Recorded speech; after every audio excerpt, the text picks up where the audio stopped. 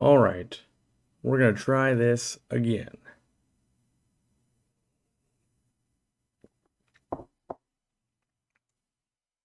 Hopefully we're working. A little bit of technical difficulties fitting for the 900K stream. I guess that'll lead to a story on how did I mess this one up. You would think for 284 live streams I'd learn, but I didn't. Or haven't, I guess. That's right, we're starting the stream already through the nature juice. All right. 2 streams in one day? That's right, it's called efficiency. Well, thank you for 900K subs. It's been 10 years. I guess that might have come through last time. Who knows? But it's been 10 years to get to this point. We've now got the final 100K to really hit that 1 million play button. And I don't know what happens after that, but that's what we're going for. So now we're counting it down. We were counting up. Now we're counting down. We're in that final 100K. So TikTok streams a flying, aka shorts, coming out because they get some subs. And yeah, we're getting weirder than normal, I would say. After that 1 million, that 1 million is like the mark, and then all heck breaks loose. So, is that a new coffee mug? Just under testing. Should I believe we're getting more samples, but should be coming. I would guess this winter, fall, something. All right, getting comfortable now that the chaos is done. Maybe I'll start with the story. How did I get this screwed up? We'd have to rewind to Tuesday. Well, really, we'd have to rewind to last week. And last week, I'd wake up every morning and I'd be like, why is my internet out? And then I'd go reset my router. And after 3 or 4 days of that, I realized, well, this isn't good because none of the water change systems, both in the fish room or the yard, they would water the plants, were running early in the morning when I had them set. So that's not good. So I go, okay, Monday morning, taking care of this because that Sunday I was working at the fish store and all that. Monday morning rolls around. It must have been Monday. Yeah, that's right. I was off a day. So Monday, this saga went down. Monday, I call up and I had Aeropods, which is owned by Amazon, mesh network system. Been working fine. Use it at the warehouse, use it at my place. Great. Well, I can't get it to stop disconnecting every night. But I did notice there's an update that will not go through. And so I get on the horn, and I'm on the horn for 2 hours. And over these 2 hours, we managed to transfer my warehouse to a completely different account. So that wasn't great. In the process of doing that, they deleted my current account because the app would not stop trying to update and crashing my network. Then they realized, or I realized, you guys have been moving the wrong network around. We've deleted my network. My network does not exist anymore. So then we try to hook it up. We can't hook it up because now it's after hours, and I have to use a static IP for the fiber here. And I didn't have that. Plus, I have to register the router with them. That wasn't going to happen. So then I thought, all right, now's the time to try out a new system. There's been some little things I didn't like about the Aeropods. I buy that system yesterday. I get it hooked up. Everything's peachy. Except this computer in here is hooked to an Aeropod that was hooked to nothing. So when I went live, it was grasping at the little internet waves it could get of the Wi-Fi. And that's where that leggy mess came from. And now,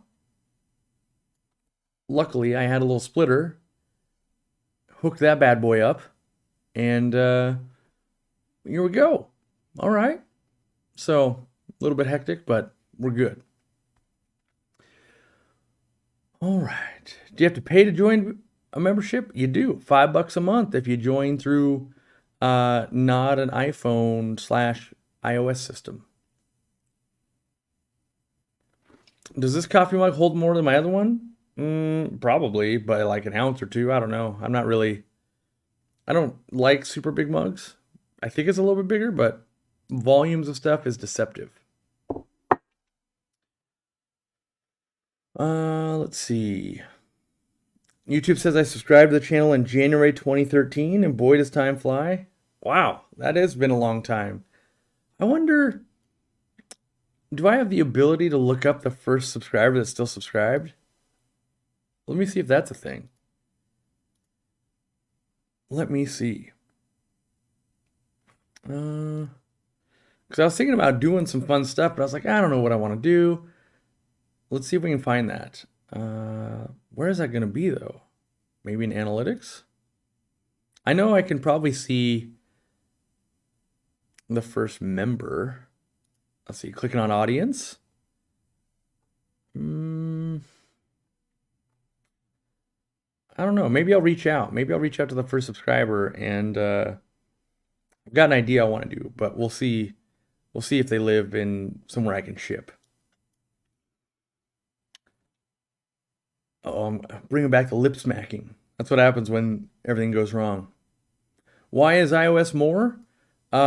Because Apple charges a premium to use their service. So for YouTube to sell anything on iPhones and Macs and stuff like that, they charge them like 20%. And so that cost is passed along to the user. So if you are on an Apple device, you can use like a Chrome browser and you can sign up at the normal price. It's unfortunate for some, for sure.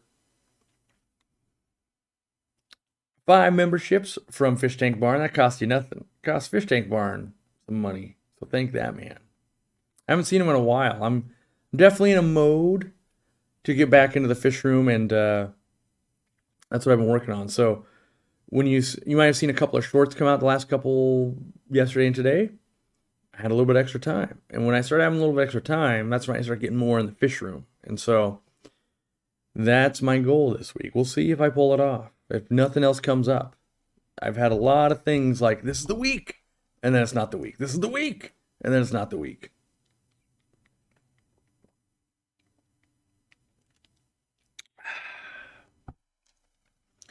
Katie wants a lot of things to happen, my wife. And dog coins are awesome. Except $10,000 in dog coins, like to do a minimum order, not as awesome. So we'll see if those ever make the light of day. Pick a random long-time sub for a giveaway. Won't be me, but it would be cool. I mean, you could apply that logic to anything. Pick someone between 5,992 and 994.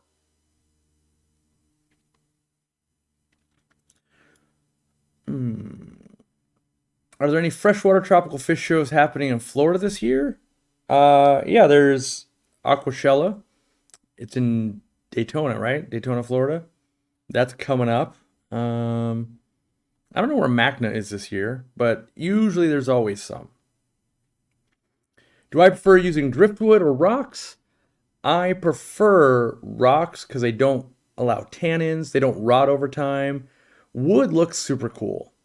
But what I don't like, if you've been in the hobby for, let's say, like 10 years, you search the world for the perfect piece of wood, and you get that in your aquarium, it's awesome.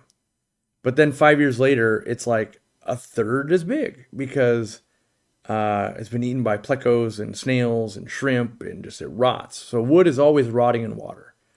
And so yes, I will use cool pieces, but I haven't, so the truth be told, because I don't work in a retail store anymore, and in my opinion, this is the hot take, too many stores have closed around me, and there's none. So like my store that I own is the closest store to me. And a lot of people might see or hear like, well, of course, it's your store. That store's 45 minutes away, right? It used to be where I live right now, there was one in this town, and then 15 minutes south there'd be one, and then 30 minutes north there'd be one. Well, actually, 20 minutes north there'd be one, and then 30 minutes north there'd be one. But they've all closed up.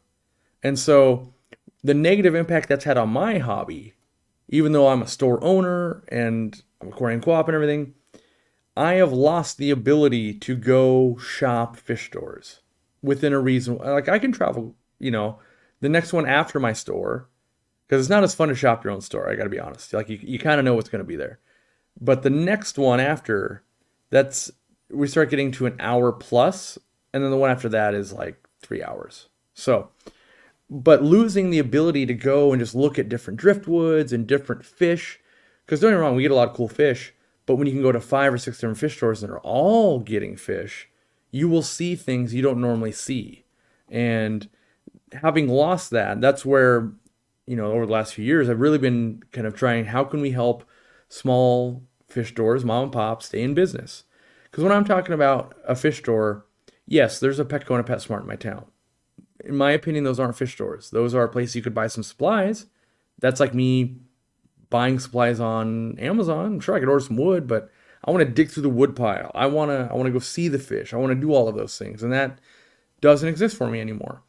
And so that's what led to, let's try and help all these mom and pop stores, prop them up, keep them up, and not have them dwindle away. And so hopefully some of that will, even in my own competition, right? 45 minutes away, there's definitely room for other stores in my area. And I would like that because that would give me somewhere to go shop. And that's fun to go, oh yeah, you guys are doing African cichlids. We don't really do African cichlids or other types of fish. It's still fun to see, even if you don't necessarily want to keep it. But that's also how you fall in love with the new thing. So when my own store, I basically have a loose control over everything we're going to do there. I'm not going to run into giant Central and South American cichlids or African cichlids or, some weird brackish waterfish or, stuff like that. So that's the part that's missing. And, but I'm hoping to get back into that. Maybe Dean and I will take some trips, up into Canada and some other places. It'll be hours away, but, get that fish store, it's like going fishing. Let's go see what fish we catch. Would I ever kept blue acaras? Yeah, I've had them in the fish room. Have I tried or tested deep substrate beds like Ocean Aquarium in San Francisco? Yep. Over the last 20 years, I've tried most things I've seen. And there's, to everything you'll ever see, there's a pro and a con to it. And then there's what makes sense for you. And deep sand beds can be very cool as long as you don't have any fish that dig. And too often, I do. Whether it's a pistos, whether it's going to be corridoras, whether it's going to be, eels, turtles. I've got a lot of things that just will disrupt that ecosystem. Replanting plants will also disrupt that ecosystem. And so it works, 100%, it'll work, but it will dictate the way you're going to keep fish and plants in that aquarium. And so if you're okay with that limitation, just like a dirted aquarium, it will dictate how you navigate that aquarium. And that's fine for a lot of people. So, yeah, it definitely works, but it's not what I want to do. When I want to change it up in 6 months, I don't want to think about, if I do this, it's going to take another 3 months for it to fully seed again. And it took 6 months to get it going the first time. So,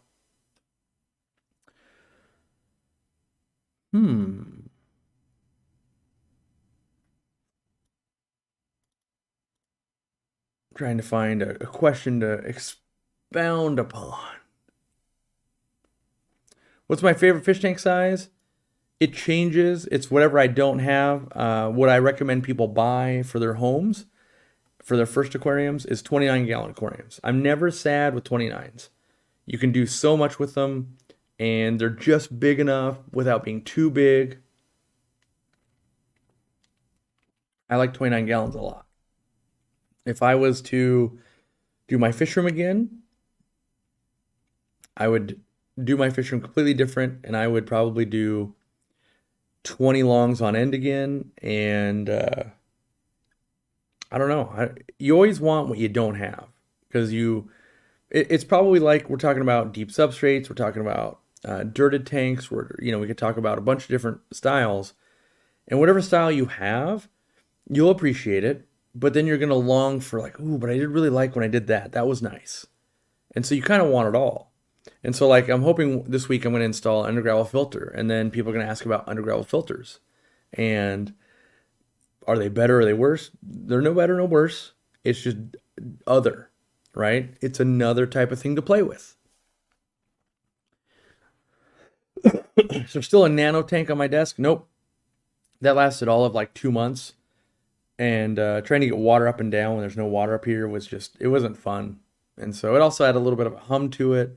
And the aquarium that I'd bought from PetSmart, I still have it downstairs sitting, like trying to figure out who do we give it to or what are we going to do with it.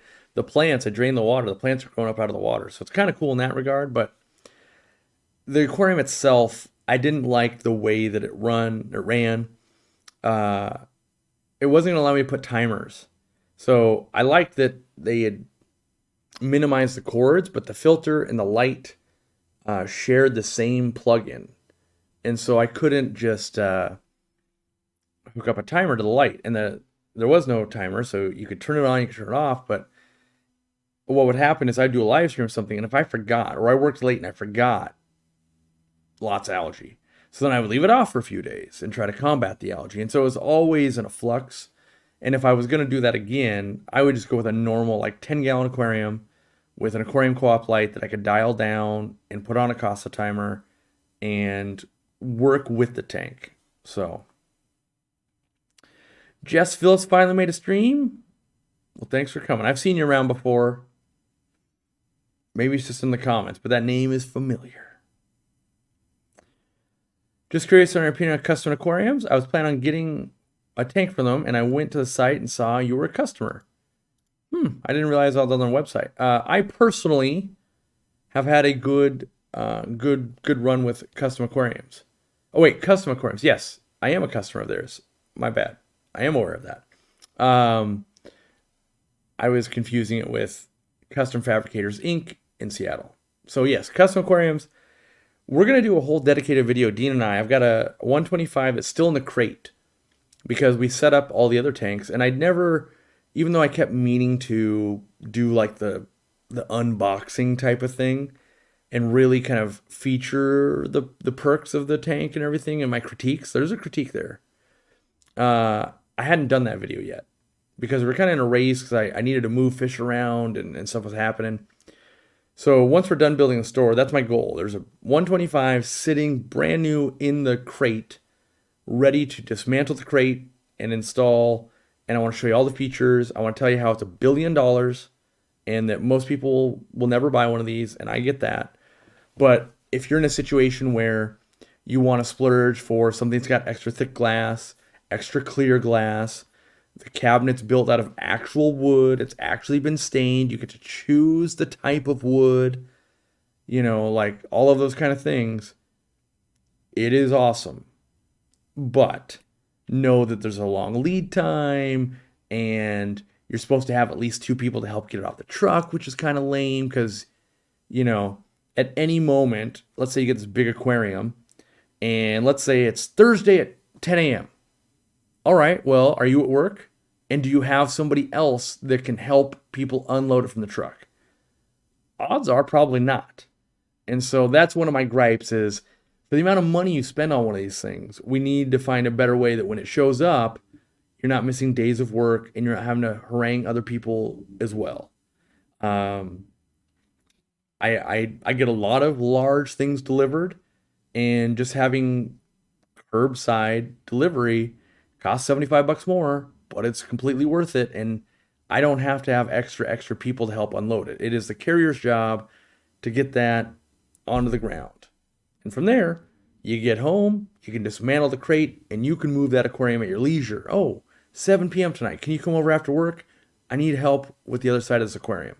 So, but I do want to do a whole video, and I don't want to make any mistake that most people probably won't buy from them because they are expensive. But I do think for a premium aquarium, they're doing a lot of good things. I like the very thick glass. I like the black silicone. I like their tops. I like their handles.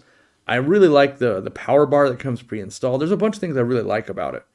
And a couple I'm like, that for the amount of money we pay, I think that should be better. And I've told them this. And we'll see if the new one, if it's changed. But I doubt it.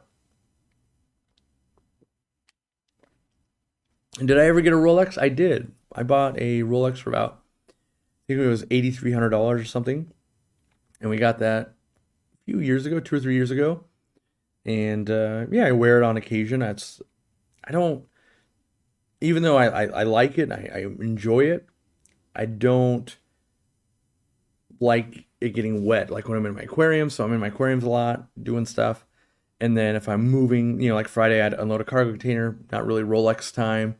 If you're doing yard work, not really Rolex time. And so, maybe date night, maybe I'll throw the Rolex on tonight if Katie wants. But otherwise, normally I'm trying to stay low key. I'm sweatpants and Hoka dude with random shirt. I will say this shirt is awesome. I have PVC cement, but with the pattern you can't tell. Got to get me more of these. Even though I own two of this shirt, but man, they're getting faded. I need more. Yes, it's Katie's birthday today, so uh, we'll be going out to dinner, I assume, after this. And tomorrow will be some more festivities. And thank you to Katie. We're still doing the live stream because we know you guys depend on it, even though everybody at work was like, no, just go do a thing with Katie. And I'm like, yeah, but we can do that on Thursday and still let everybody get their Wednesday fix. So that's what we're doing. So thank you to Katie for letting us let that happen. What's my favorite fish to breed? So I've been thinking about that a lot lately because I've been wanting to breed more fish. I just missed that part. And I really love live bears. There's no doubt about that. I've been thinking a lot about Cyprichromis, which is a Lake Tanganyika cichlid. I've been thinking about that. Apistos are really fun. And so I don't think there's one fish that's going to be the best. I think, like, I love breeding shrimp, and I got a lot of shrimp going, thousands of shrimp going. I think you start picking some of those, and so if you got a lot of shrimp, great, I want to do apistos. Oh, I got a lot of apistos going. Great, I want to do some guppies. Oh, I got guppies going. I want to do some platies, right? And I think that's kind of how I go. You know, it's with everything. I want what I don't have. Cargo container? What's back in stock? I don't think there's anything that was out. Oh, there was one thing. We were temporarily out of the explosive labels for lithium ion batteries. So that's back in stock. So we ran out like the same day and restocked the same day. So it was like we held orders for like an hour. So you guys didn't even notice a disruption on that. Everything else was back stock. Some new stuff for the fish room that you guys will probably see, but nothing new for sale. Make sure, is that right? I think that's right. And yeah, we're more stocked. I think, yeah, that's a true statement. We have more in inventory right now than I've ever had in the company. We have over $1 million worth at our cost, which is crazy. So all my cargo containers are filled to the gills, but we want to make sure that we're beating the rush for all of the retailers, the 100 stores that want to carry our stuff when it's back to school and everybody's going, oh, wait a minute, we got to order a ton. And so we want to make sure that we aren't what we've experienced in the past where there's always a run after summer because everyone runs super lean during summer. And then one day, whether it's the beginning of September, middle of September, beginning of October, fish season's on again. And then it slams all the wholesalers. So we want to make sure we're well ahead of that. Any tips for catching multis? Yes. Selling some to my store tomorrow and having trouble getting them out of their shells. Hopefully you don't already know this tip because this tip is going to blow your mind. Here's my method that I've learned from other people. I did not invent this method.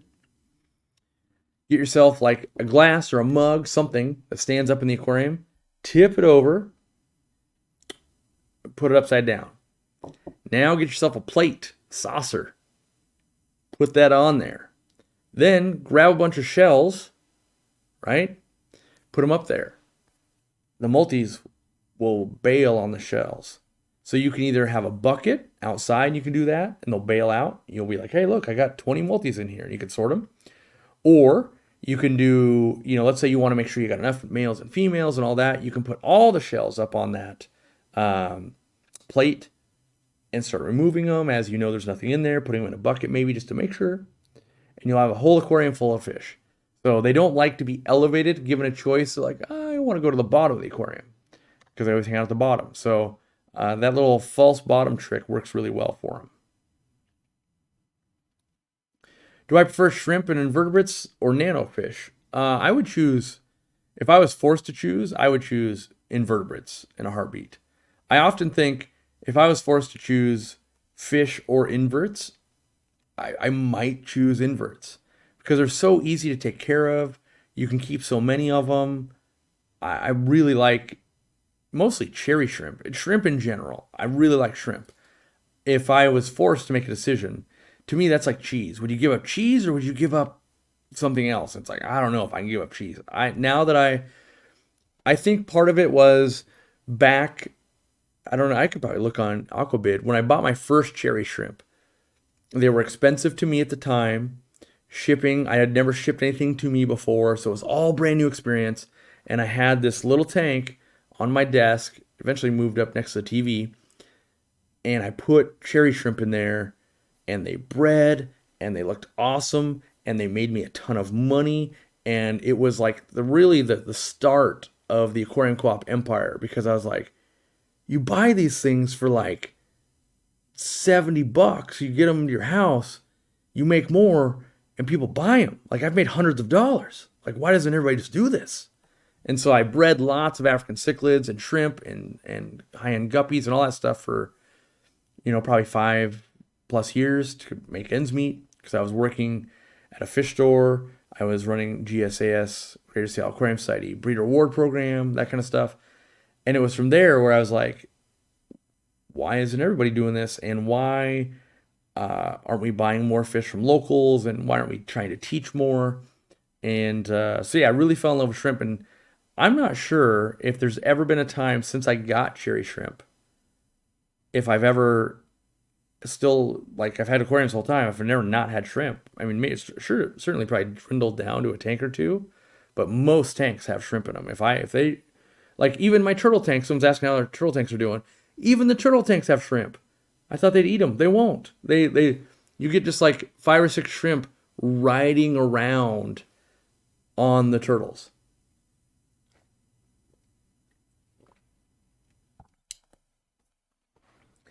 So yeah, Dean's in the chat. Good to see you, Dean. I'm excited for when we finish our parts of the fish store. Basically, Dean and I are responsible for anything getting in water. So all the display rack tanks, all of the betta tanks, all of the pond totes, and the gigantic big new Murphy tank. We've been working hard on it. We're getting close. We're going to start the Murphy tank here real soon.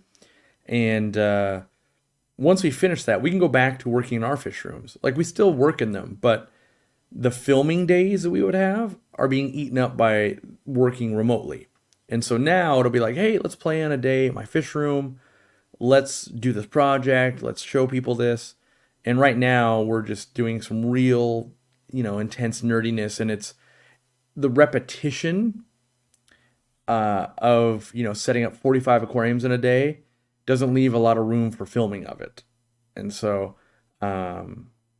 we just haven't been. We're trying to get through it. Can I do a 2-sentence soundbite on why goldfish are a great cleaner fish? I paraphrased it from several videos and streams that argue this point. So the first sentence is, goldfish will eat anything that fits in their mouth, including their own poop. But besides poop, algae, extra food, they'll polish the rocks, they'll pick up gravel, tumble it in their mouth, spit it back out. They'll get stuff from every nook and cranny, and they will eat it, and they will poop it back out. And every time that cycle happens, it gets broken down further and further and further. So in my opinion, that's very clean.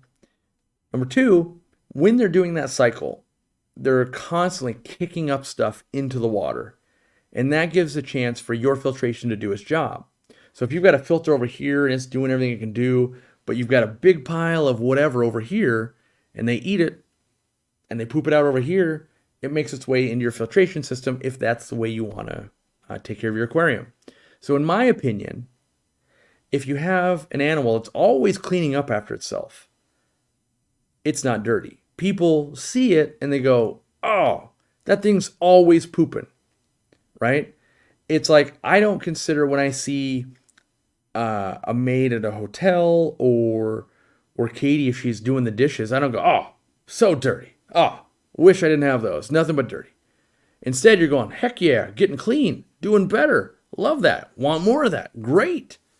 And somehow, I think naive new aquarists, they just assume fish going poop equals dirty aquarium. And really, it's neglect is what equals a dirty aquarium. Like we're not changing enough water, or maybe we don't have live plants, maybe we're not servicing filters, maybe we're using too many chemicals, maybe we're feeding really low quality foods. There's a lot of things that go into what might be a dirty aquarium.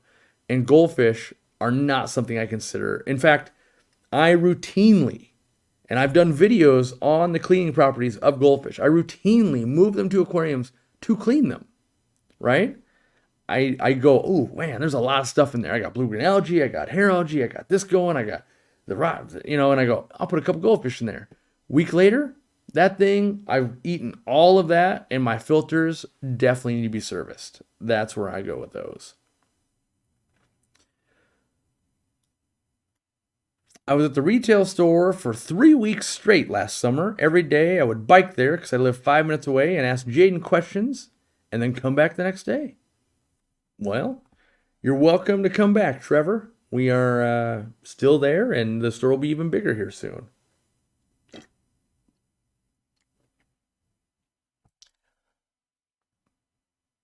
Mighty Joe's at work. Well, so am I. So we all got to work sometimes. Goldfish just produce a lot of ammonia and consume a lot of O2, but the farmers use goldfish to keep horse water troughs clean. My counterpoint to that would be bacteria in an aquarium uses more oxygen than all of your fish load combined easily. So when we say a lot in proportion to what? 1 neon tetra? Sure. 9-foot Arapima? Not so much. Bacteria in the aquarium? Not so much.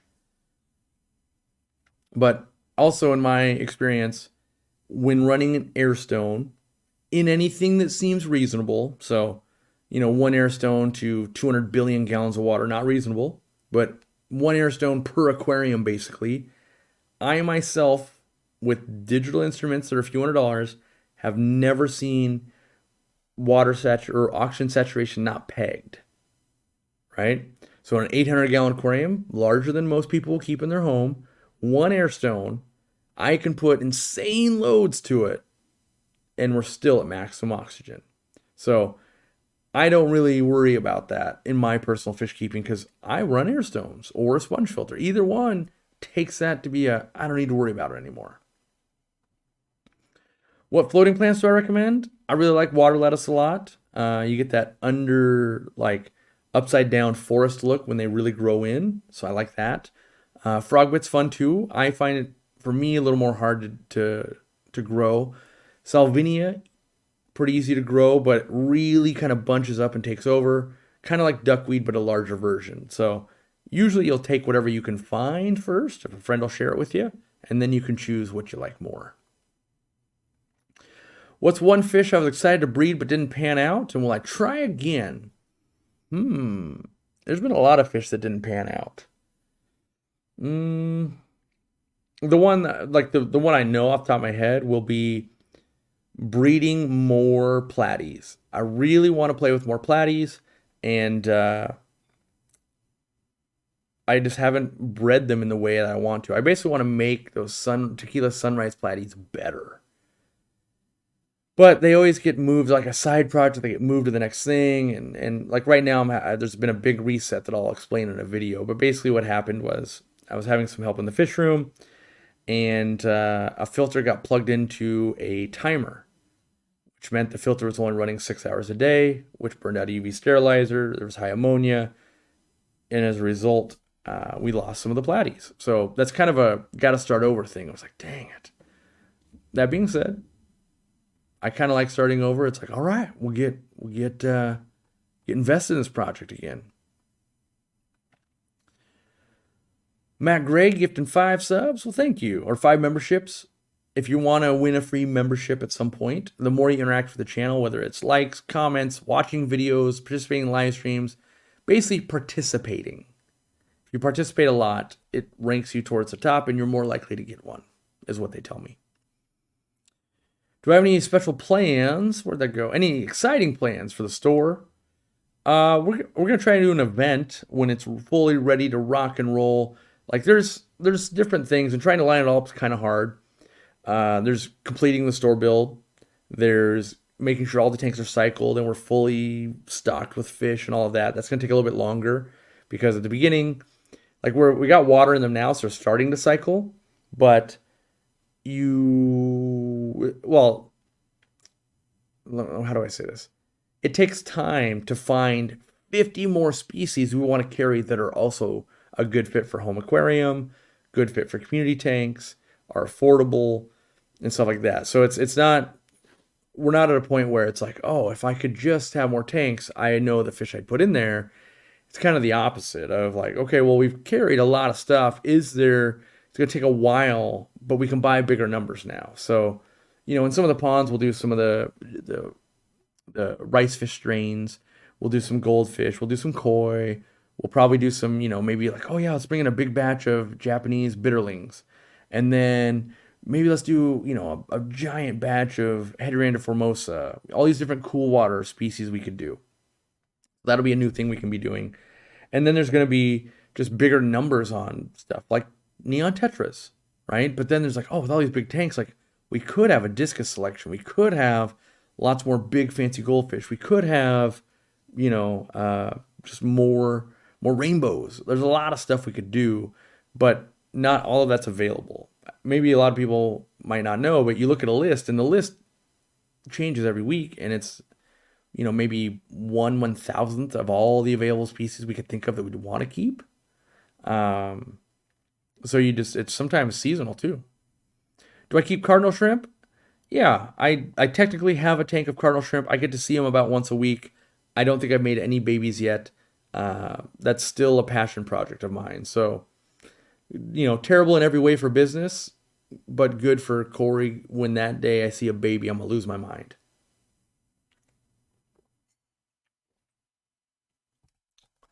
When I purchase platies with local fish from many times, the choice of buying 4 to 6 of one color is all male or all female. Yeah, sometimes what'll happen in a fish store, if they're allowing it, is, let's say I order 50 platies and I get 25 male, 25 female. Well, any breeder like Dean or myself or you, we might be going, well, the best ratio I could get would be like, can I get 2 males and 8 females? And if a store just goes, sure, right? It doesn't take too many of those before, oh, we just have 18 males left. And then what happens is people will still buy them, right? Because they'll go, oh, I'll take 3 of those platies, and they'll throw them in an aquarium. I'll take 2. I'll take, 5. And they're all males. So they're going to be more ornery with each other than if you had males and females on average. And so we really try to limit it to like, look, at max, like 1 male to 2 female is the ratio. We really prefer 1 to 1. If you've got, let's say you bought 2 males, 4 females, and you go, hey, I lost a female, we'd sell you another one. But we're not trying to get stuck with, and I say stuck, right? We're not trying to end up with 18 males because we can't just order 18 females from a wholesaler. You'd order 18, you'd get 9 and 9. And sometimes, if the wholesalers, and that's where choosing the right wholesalers sometimes will let people walk in and buy what they want for stores. And as a store, if we know that's a problem, and I want to buy 50 platies, well, I'll take 10 males and 40 females. If the warehouse lets you do that, or the wholesaler lets you do that, then they're kind of screwing over every other store, and that could be going on at your local store. Like, they're not even getting females, really. It's not that you won't get any, but very few. And so, yeah, that's where local breeders help a lot, and that's also where it's hard to be a local breeder or just a breeder in general. A lot of times you don't need as many of one species as another. So, like with live bears, usually you don't need as many males as you do females.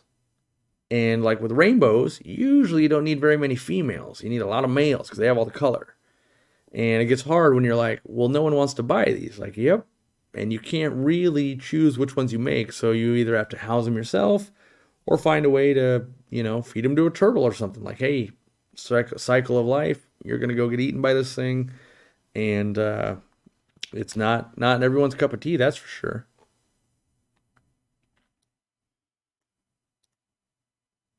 Let's see here. What's a better cleaner fish, a coolie loach or a pleco? They completely clean in different ways. Think of like the pleco is like a washcloth on your counters. You're kind of picking some stuff up, but you're knocking it onto the floor. So it's not on your counters, but it's not really cleaning. And then the coolie loach is like your dog. So you're there cleaning with a washcloth on the counter, and some crumbs are getting knocked onto the ground.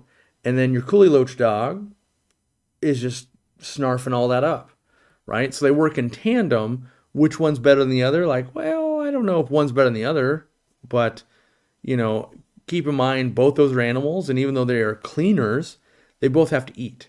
So even though the dog is going to eat the crumbs off the ground, you got to feed it every day. It's going to go poop every day. Pleco's going to do the same thing. So know that they're more like helpers. How could they help me with one challenge in my aquarium? Knowing that they still are an inhabitant. I got to feed them. I got to clean them. I got to do all the things still.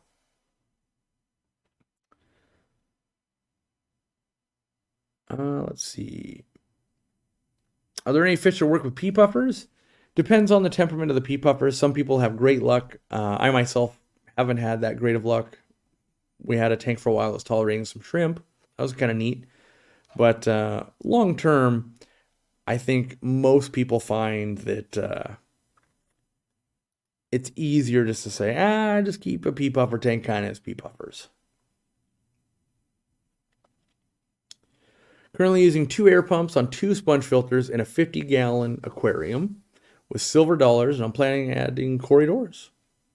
Sounds like a fine ecosystem you got going. Megan Tanner brought up a good point. You do have to, if you want a free membership, you do have to like click the button to acknowledge that you would want to win one. It is part of the system. I love your light, Corey. 40 inches, fish look great, plants look great, and grow very well. Hope you will never change the spectrum. I don't plan on it. So unless there is a reason like, oh, we can't get those chips anymore, or something I don't get a choice on, I don't plan on changing it. I made that light because I like it. I love it. I use it all the time. And I make products for me. And most people, they either go, hey, I like the way he's keeping an aquarium, or they don't. That's fine.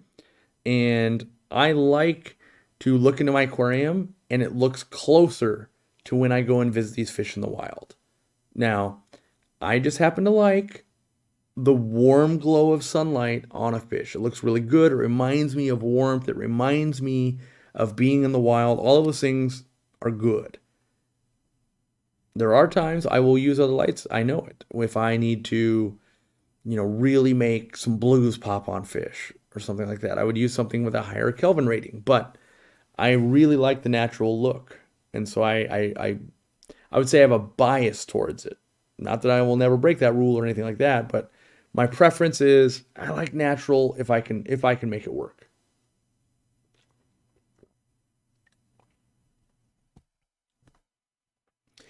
Yeah, cardinal shrimp take a long time to breed. Yep. And the more you have, the faster it happens. I spent a pretty penny, about 35, and they're not a cheap shrimp.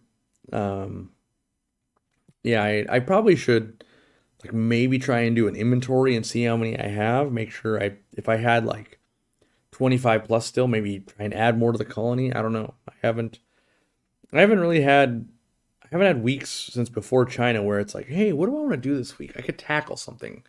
Instead, right now, it's always be, oh, I'm going to put that on agenda for next week. I'm going to put that on agenda for next week. And we're just now where this is the first week and we're like, I don't have anything lagged from the weeks before. I mean, I have a little bit, like a few testing of products and stuff, but not any big multi day projects outside of the store basically every weekend from here on out.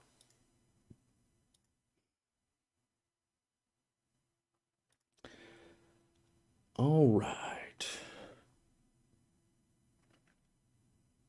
Got my order in. I'm ecstatic about the dual battery backup air pump. Aquarium Coop, you're a classy company. I don't know if that makes us classy, but we try to be honest. Honest Aquarius. That's really, you know, I realize we get held to high standards and I have high standards, but at the end of the day, I hope people remember, like, I'm just a guy like you that's been in aquariums for the last 20 years. I still get excited with new fish. I still want to breed fish. I still want to get mulm on my hands. I still want to do all of these things. And when I try to make a product better, it's because I ran into a frustration. Now that doesn't like I don't just like, oh, I touch things and now it's the best product ever. They take evolution. You got to go, okay, let's try this. We can make it better. I don't like the way that works. And so a lot of these products lately, they've been evolving over the last few years. So, like the battery outlet air pumps, I would guess sometime in the next year, maybe 2 years, depends. We're working on sourcing. We're trying to source more efficient batteries. So batteries that are rated for more milliamps so that they will run longer in the same housing though. We don't want them to get bigger. We don't want them to get louder. We just want the batteries, can we pay a little bit more money without changing the price to you guys? Pay a little bit more money to get can we get another 6 hours out of these batteries? Because we think that helps. And so, for the first step is get a working product. And then you go, hey, can we make this product a little better? And then we try. Oh, one new product, which, customer service, I already apologize. And you guys, don't worry, you're not going to be able to get it. So don't harass them. But when we did unload the cargo container last Friday, the heaters that are on there, they have the new color logo. So instead of it being a white logo on the black that stands out more, it will be green, which blends in more with live aquarium plants and stuff. So, it's subtle changes like that over time. And, but like those won't be for sale until we sell out of the ones with the white ones. And for the 27 people that are going to be like, but when is that going to happen? I have no idea. We can't predict exactly how fast they're going to sell. But we will update the pictures on the website when they're green instead of white. And for the other, 29 people, they'll be like, I only like it with the white logo. I'm so angry. Well, yeah, we can never make everybody happy. We will try. That's our best. That's right. We're in Edmonds, Washington, up in the corner. If you're watching this or you hear about us, lately there's been a lot of people that say, I didn't know you were in my state. That's right. We are worldwide, but we are very, very, very local to Washington State. Chad Krotz coming in with the 5 memberships. Frowning Fun, Joshua Abshire, Jordan Sweeney, and Fee of the Fae. Should be one more. Is that only 4? Oh, wait. And Carol Judson. There was some messages breaking them up. I removed substrate and I treated with Expel P twice. Still planaria in my shrimp tank. Anything I can do to save my snails? Or is no planaria my only option? I don't know that answer, to be honest. I'm waiting on another product we found in China at the convention from a company not in China, by the way, that takes care of planaria. They actually had 2 products that I want to test. One was toxic to snails and shrimp, and one was not. I would assume the one that is works better, easier, but the one that doesn't, maybe it takes a little bit longer, but also works. So waiting for those to make their way through the FDA importation guideline stuff that we got to do.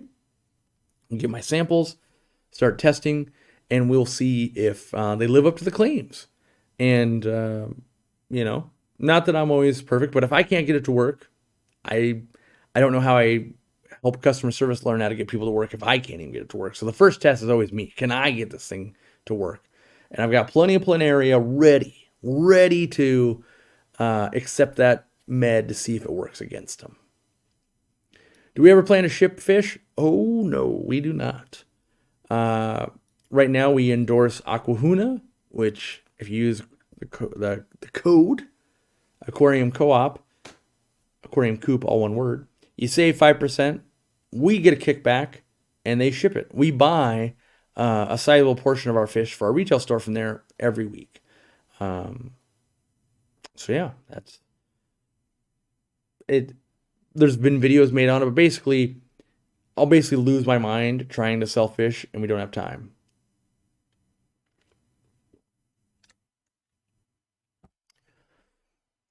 I thought I did a super chat. You may have.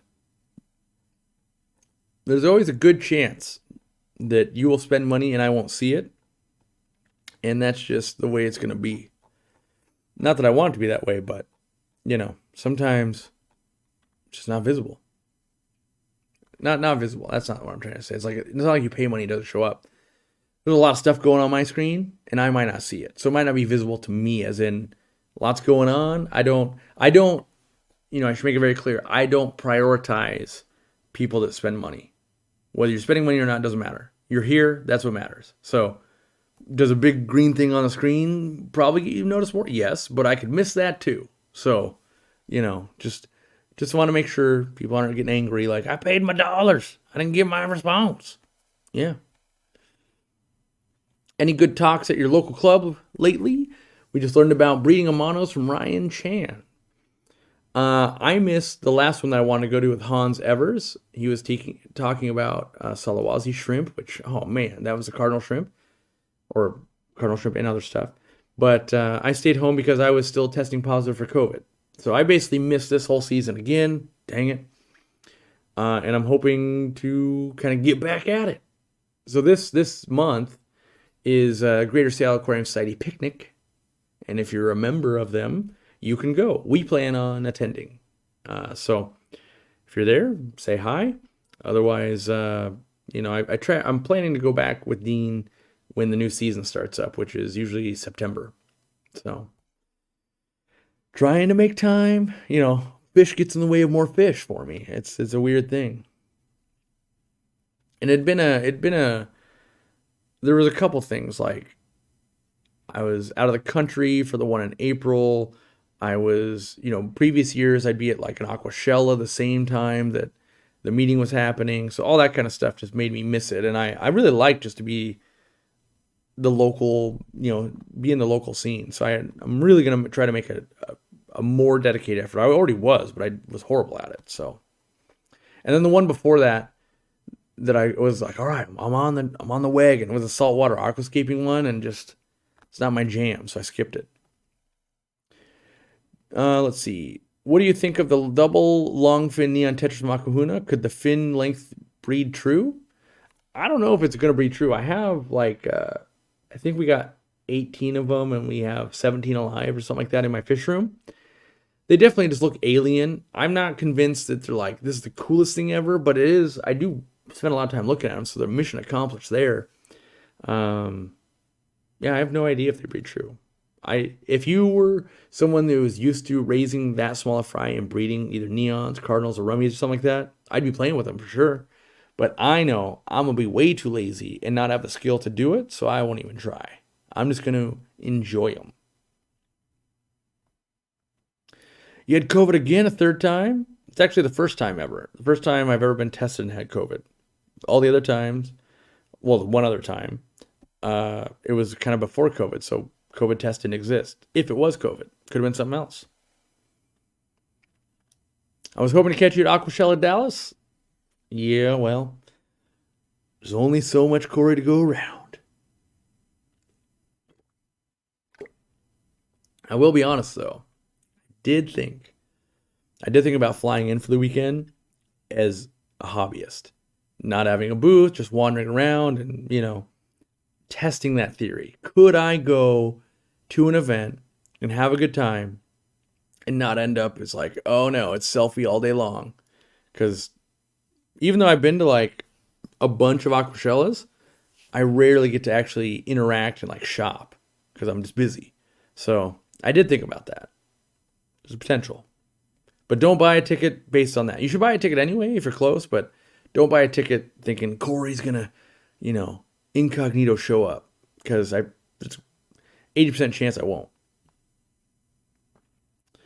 I saw a white worm going across my glass. Going across my glass in my grow out tank for plants. Okay. Couldn't zoom in close enough to see if it was planaria. What do I need to do? I do regular water changes and vacuum. Here's what you're going to do. All right. You're going to lay out a towel. Right. You're going to get a Ziploc bag. You're going to get a little bucket of water. Right. Like room temp is what I would do. And then I get a chair. You usually need a chair to pull this off. And then get your gravel vac or your siphon like right next to it.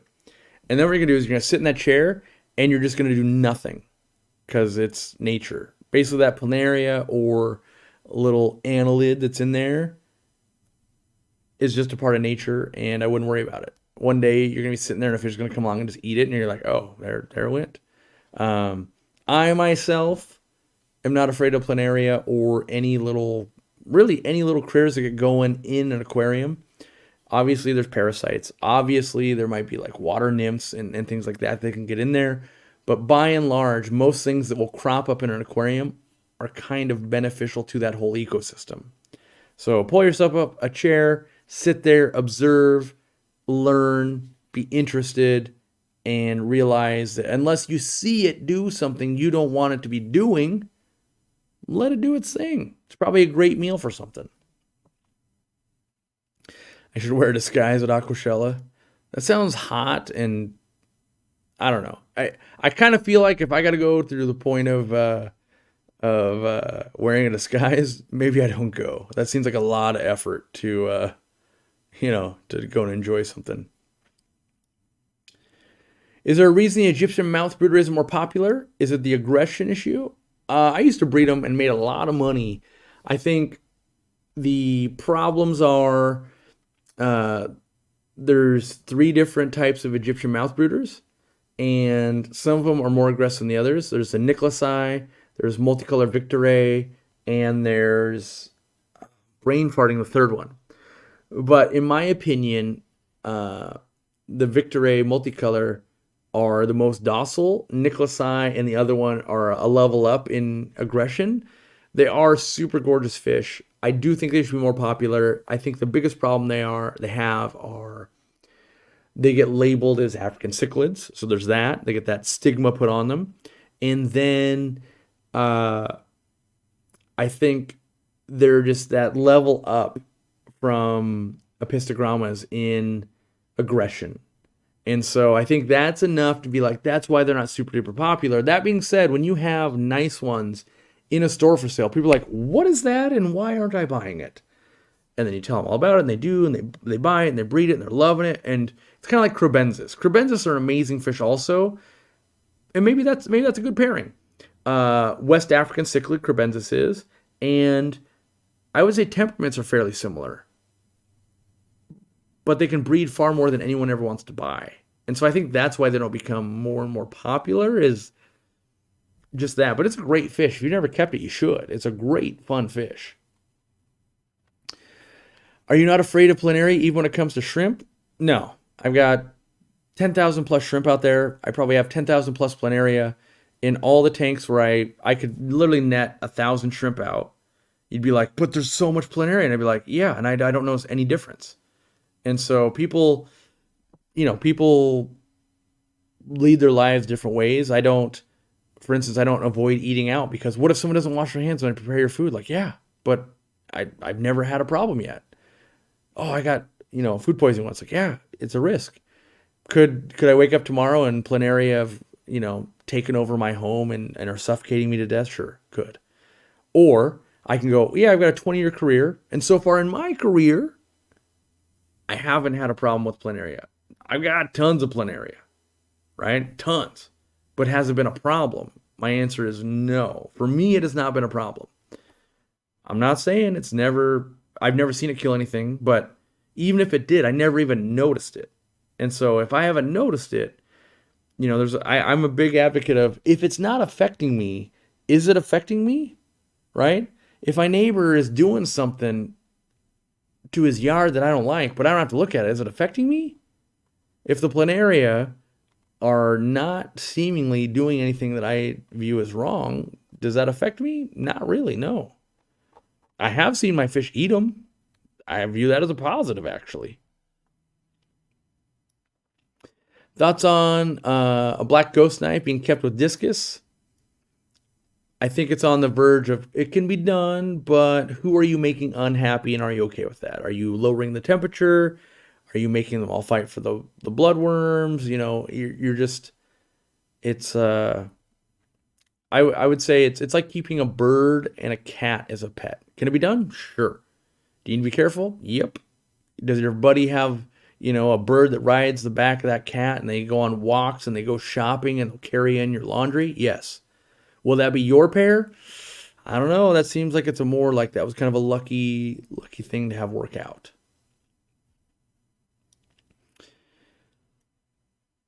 Ooh, nice hearing from you, Dan. Sorry to hear about my business partner. Hope he's getting better. My business partner is getting better. I saw him yesterday. If you need anything, let me know. I'll be happy to help deliver or whatever. Yep, I got the retail store delivered. I got the plants picked up. We did the cargo container unload, and then my business partner, Steve, back in action yesterday. So he's improving. That's good. Honestly, if I hadn't witnessed them taking down my molten green female shrimp, I would never have freaked out. But now I'm afraid, and I don't have enough shrimp for these losses. Yeah, by all means. Where, like for me, any shrimp besides cardinal that I touch, I've got so many thousands that if one was to be taken down, I wouldn't worry about it. That being said, so here's the big thing, right? A lot of people freak out about planaria because they're like, oh, I saw a planaria do a thing about a shrimp once. Meanwhile, they're keeping fish with shrimp, and those fish are eating way more baby shrimps than those planaria will ever think about doing. So I live in layers of what are my biggest problem in the world, and planaria, man, they are real low on that thing. My biggest problem with planaria is, how do I sell you a product that kills planaria because that'll make me money? That's the only reason I even care about them, honestly, because everybody else doesn't like them.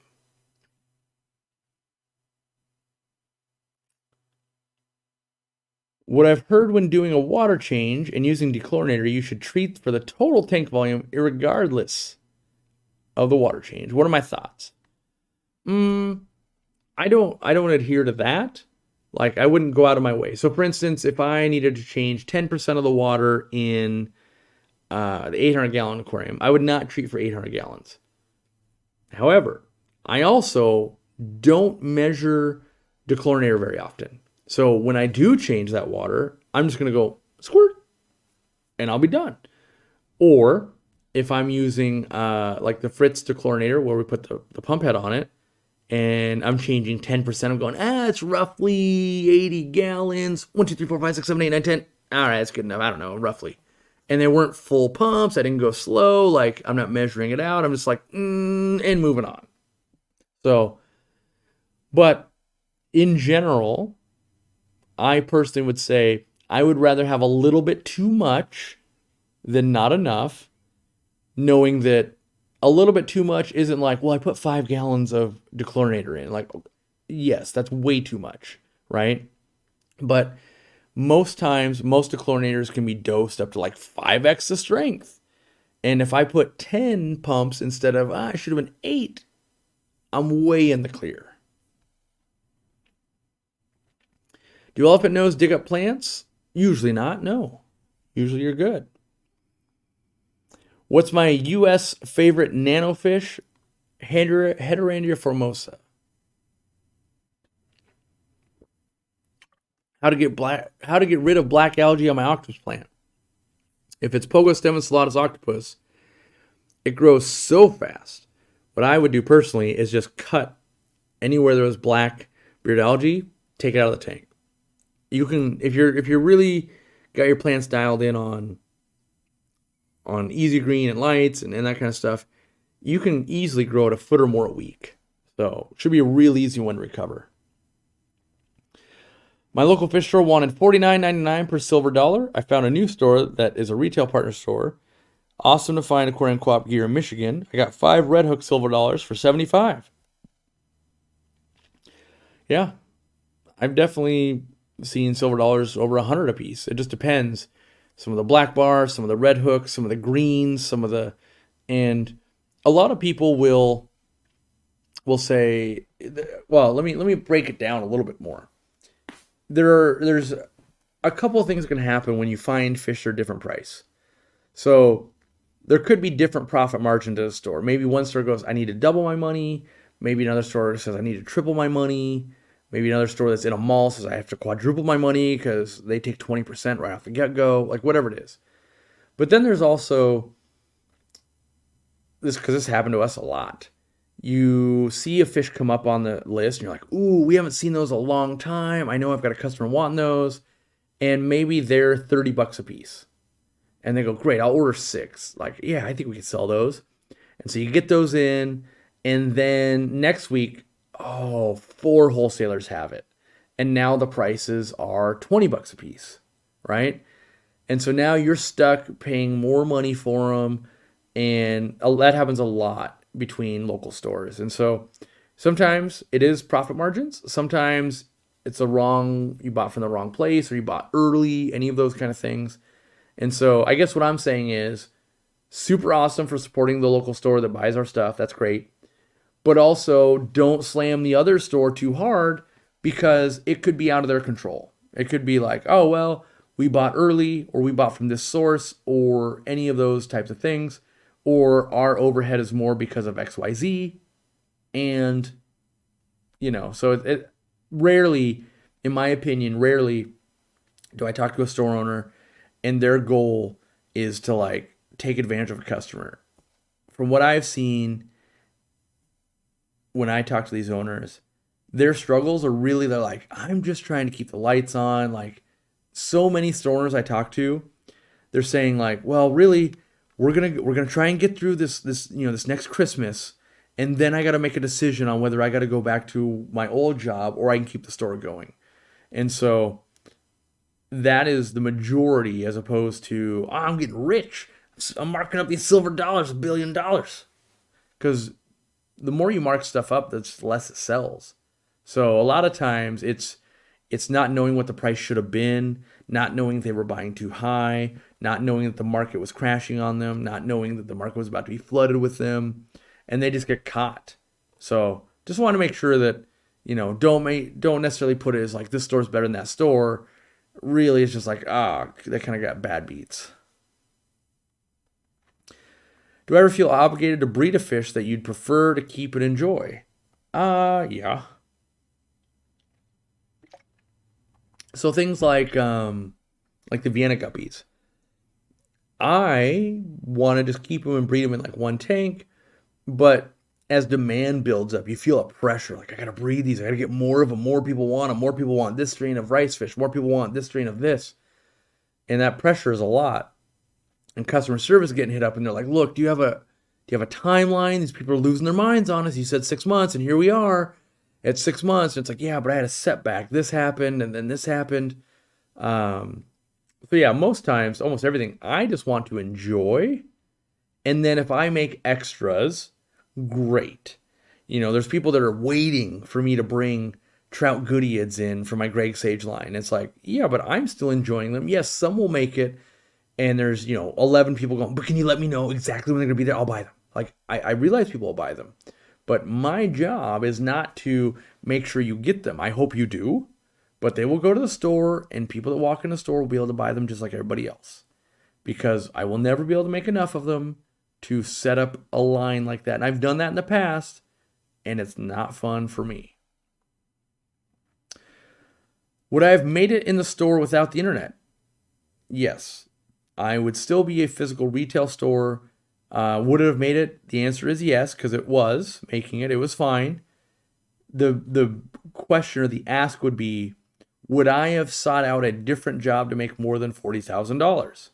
I went online because after year 3 and my income was up to basically $40,000 a year, I'm going, this income where I live is not going to buy me a house and give me the future I want. If I hadn't gone online, would I have gone a couple more years at least? Definitely. I would have been like, okay, what else could we try in the retail store to generate more money? Definitely would have tried that. Would have been successful? I don't know. I think the odds are lower because in the boom of the internet, by not embracing that and staying local, it's harder, not impossible. There's lots of great fish stores that kill it. But would I have had the resources? I don't think I would have. Just because I was really low on money. I mean, there's times when, the retail store had less than $1,000 in the bank account and there was employees to pay. And so when you're that low on funds, it becomes very hard to get outside of that and actually do improvements to the store and change things and take a chance and buy those silver dollars that are going to retail at $50 and then hope they're not 4 for 75 at the next place. So, I'm very thankful it worked out both at the retail store and online. And I credit, lots of good fans, lots of good employees, lots of good customers.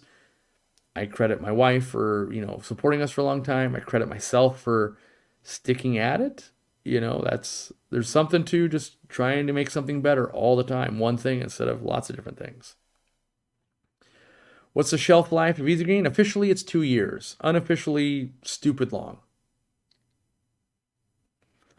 I almost quit the hobby, but glad I didn't. I was definitely feeling burnout, but your channel helped keep me excited to stay.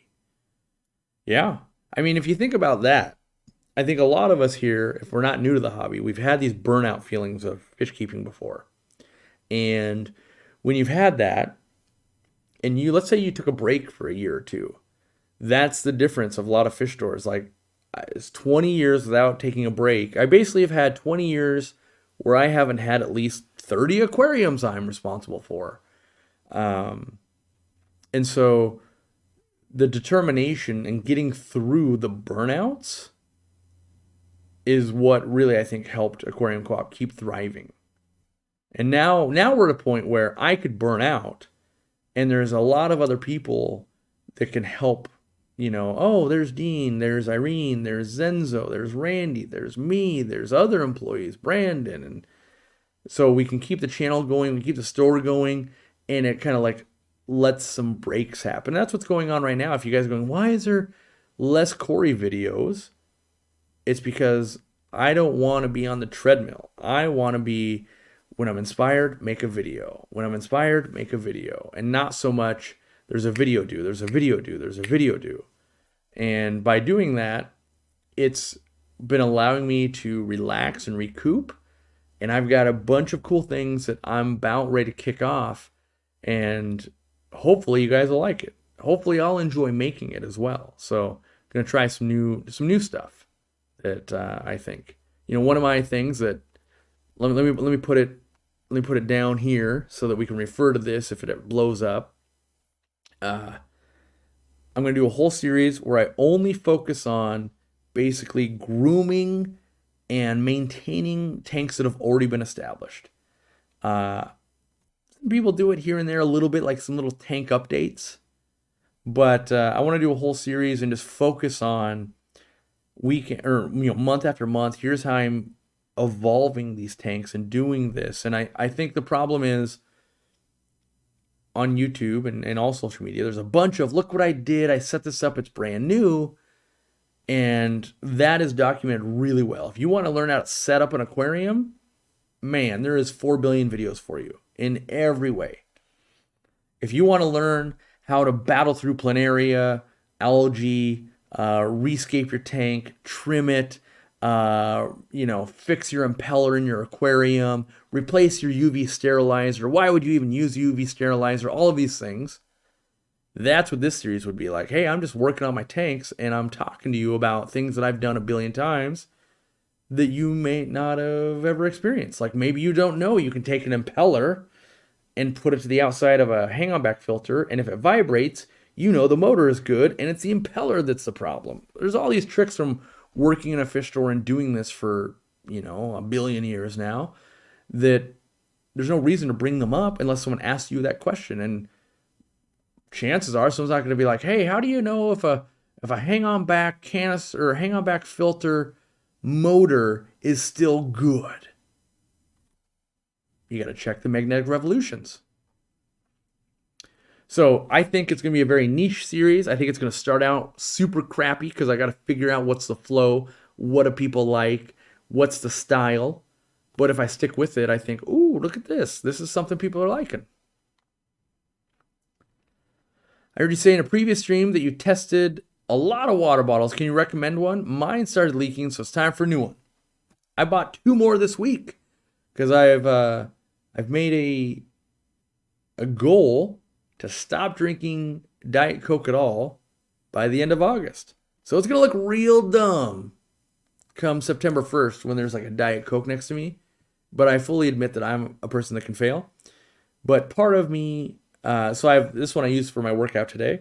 And then I have one by my bedside.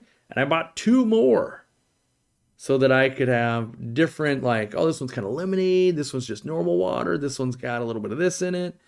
And my favorites that of all the ones I've tested, and I got too many that we should probably just donate because we don't use them, is this Kataki, I guess. And it's specifically this top because they made a new top, a new style that everybody hates. I didn't even buy it because everyone hates it so much. But I like the fact that you can lock it. Look at this. Boom, we're locked and loaded. Nothing gonna happen with this bad boy, which I rarely use. It's one-handed. I like a one-hander, and so I can pick it up.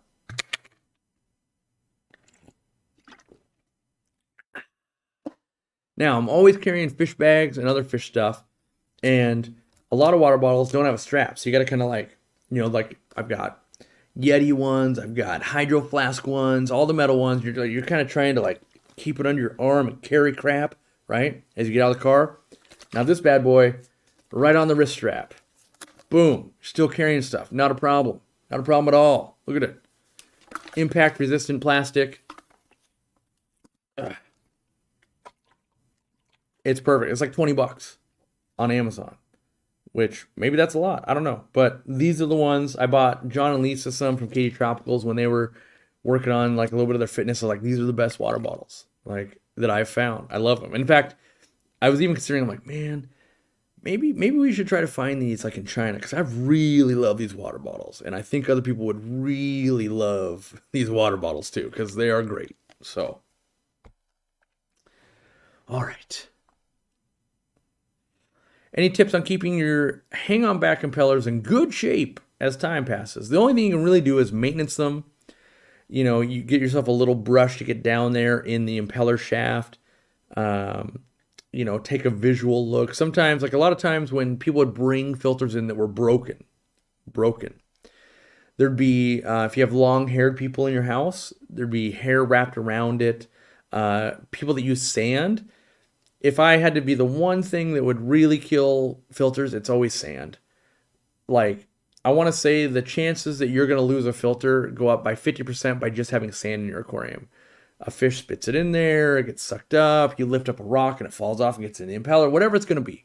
It's going to be sand. That little grain's going to sit there, and it's going to wear on that magnet. It's going to get little ridges in it, and eventually it's going to heat up, and as it heats up, that it starts to swell a little bit, and eventually it's going to stop.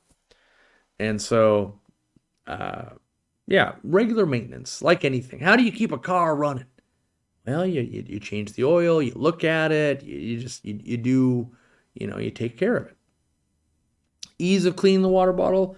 I'll admit I don't clean the water bottle that often, but fairly easy because it's got a wide mouth opening, and a normal like bottle brush fits in kind of easy. So, yeah.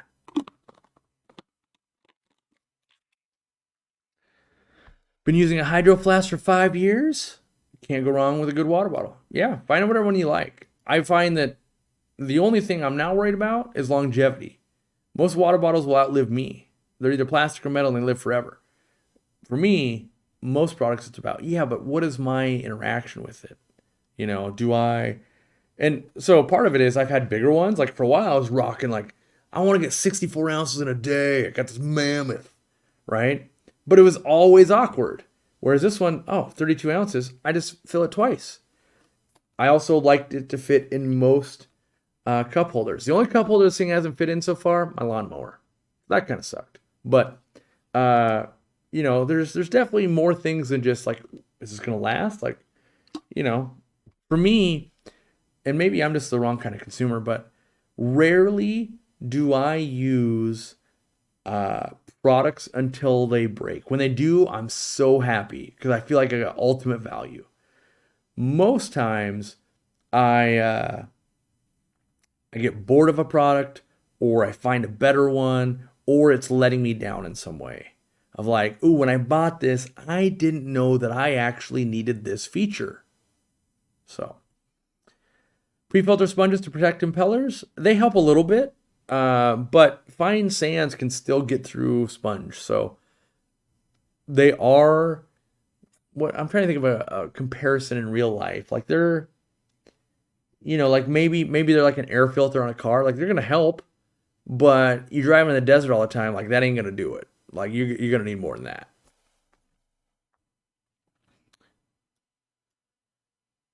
Corey, my snails keep dying. What should I do to keep them alive?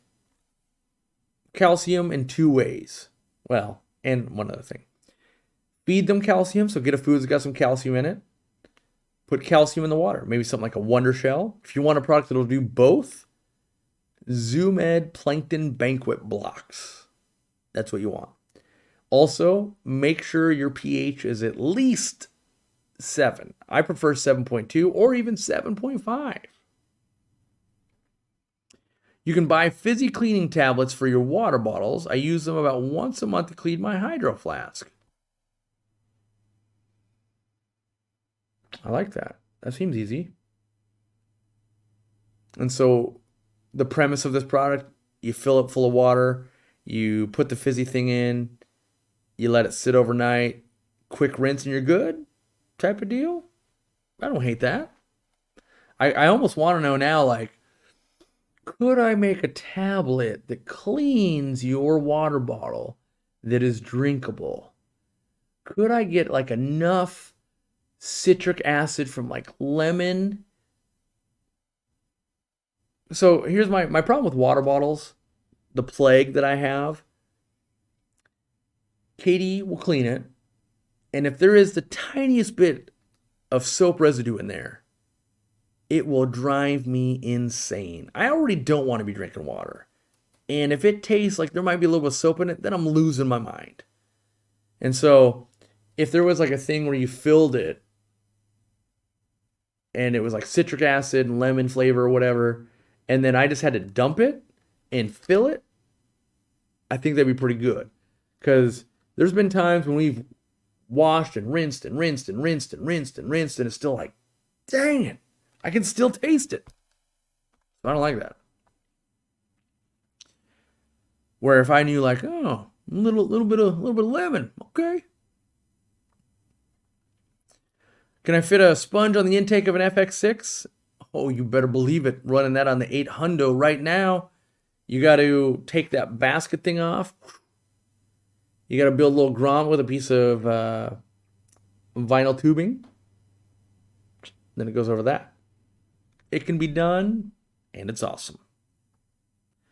Vinegar is the answer? Probably.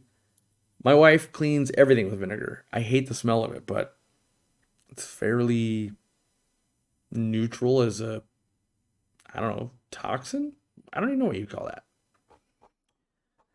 Well, we got about half an hour left. You know what that means, right? It's time for the poll. Take a look at the hair. For all its glory.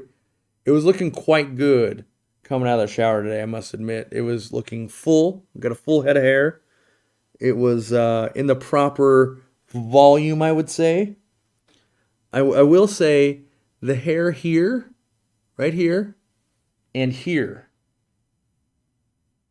Out of control, drive me nuts, but still doable. So we're going to put the poll up. Haircut this week or no haircut this week? These are important decisions to make. We're gonna find out if if it keeps going. We're gonna find out if I have to rock like an '80s haircut, like maybe is it Jesse from Saved by the Bell? Like get some real good combing action going.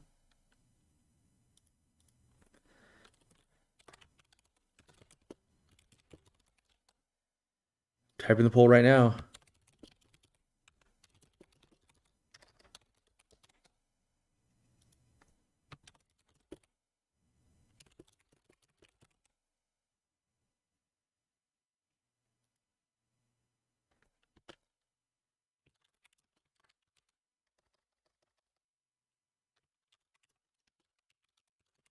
Ooh, used all the characters on that one. That was a good one. Boom. Putting the official poll out there. All right. What tetras would you put in a 125-gallon Planet Aquarium with blue Acara? Well, in my 125 I plan on setting up, I really am leaning towards Congo tetras. I loves me some Congo tetras. And it's been a long time since I've had Congo tetras. I love the shirt, Corey. Can't wait to make a trip to the Northwest. Well, don't worry. Not everybody in the Northwest wears shirts as cool as these, so you might be let down. This is kind of my own. I want to be. I want to find a way where I could basically wear Hawaiian print like this, but not be the Hawaiian print guy all the time. Like only the Hawaiian shirts. Like I love them. I feel like I could rock it, but this is my segue. Like, oh, it's a polo, so he's business-like, but whoa, he's all about those flowers. That's how I do. What does my wife say? Well, today she was running her hand through my hair going, I think we've been together for 18 years. She's like, I've never been able to do this. So I think she's on board so far. I think. We'll see. Just trim the sides and the back and let the rest go for another week or two. I mean, I could do that, but who knows? Like, who knows? I don't even know what, as the hair grows, what if I need these? What if I need these sideburny things? Because I did think about trying to part my hair or something today, but, we'll see. Oh, I enjoy my hair for sure. I mean, I pretty much I've got this philosophy of I just enjoy my life. My life's pretty good. Sure, I'm an overweight dude. I'm 40. I'm financially secure. I run a business. I get to play with fish all day. I'm live streaming to a bunch of nerds. I'm going to go out to dinner tonight. Tomorrow, I'm going to go do some stuff with my wife because it's her birthday. Like, life's good. So I try not to focus too much on, well, how do I make it better? Because I really feel like I'm at the 80-20% of my life where I'm 80% as good as it's going to get. I could really struggle to chase that last 20%. Like, oh, I'm not a billionaire. Oh, I don't have a yacht. Oh, I don't have 6 boats. I don't drive a Ferrari. There's a lot of stuff, but I don't think I need any of that. So, oh, my wife's saying you guys could decide. Go full mullet. I might rock a ponytail. I think I might have had like a ponytail this long when I was 12. Because I was like, maybe it could do it. It can't do it.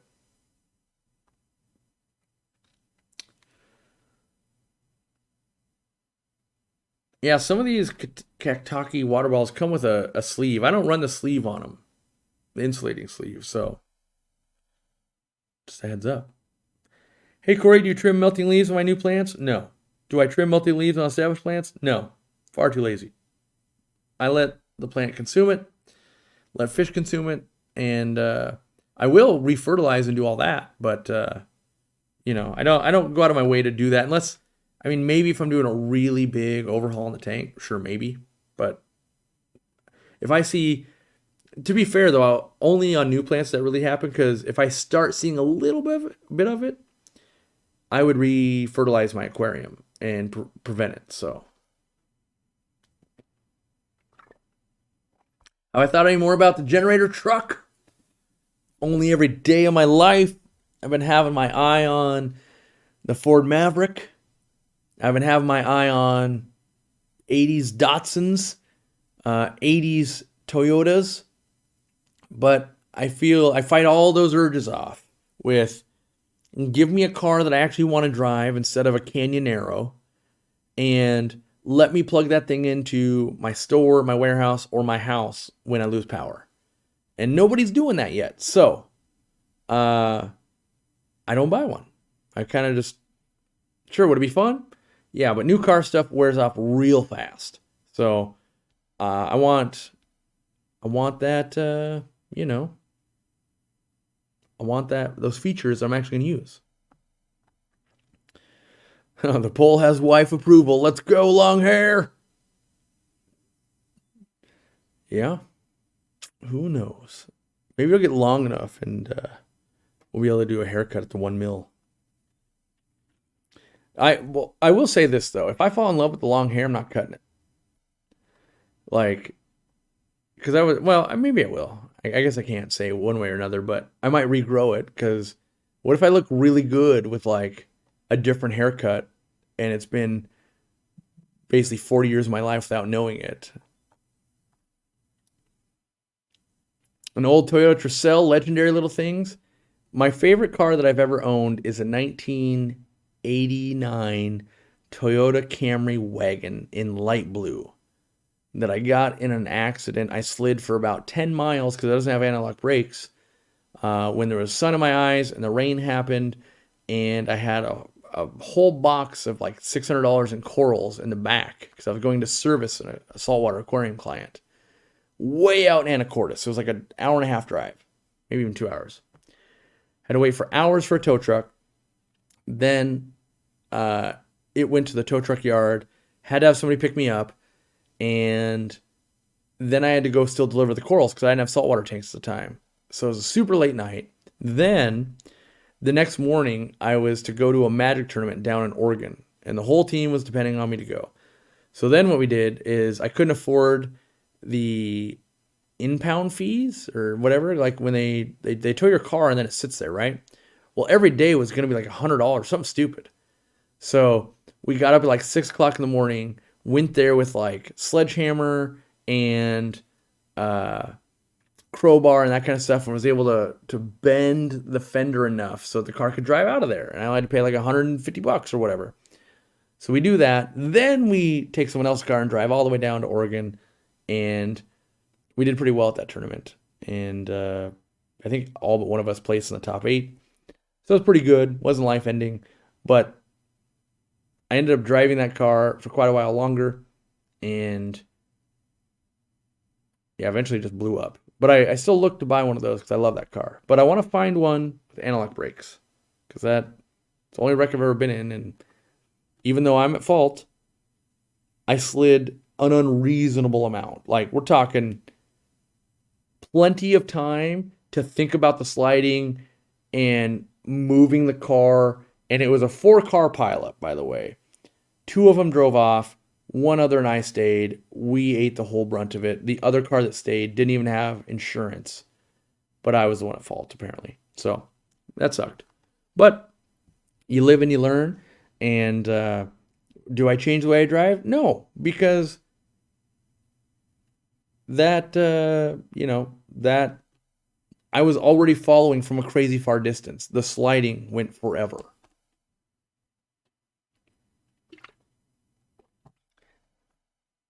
My car was not gray.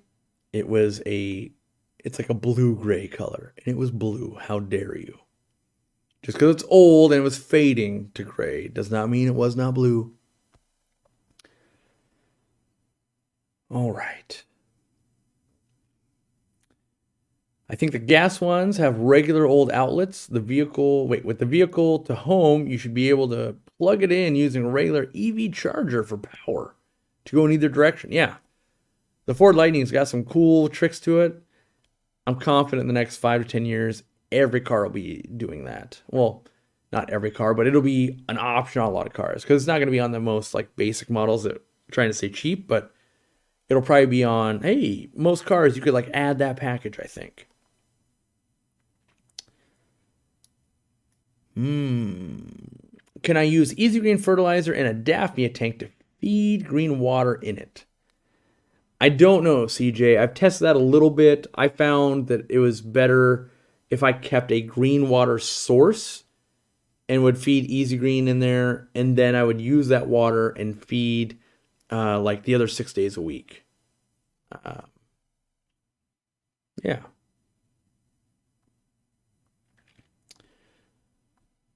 Let's see here.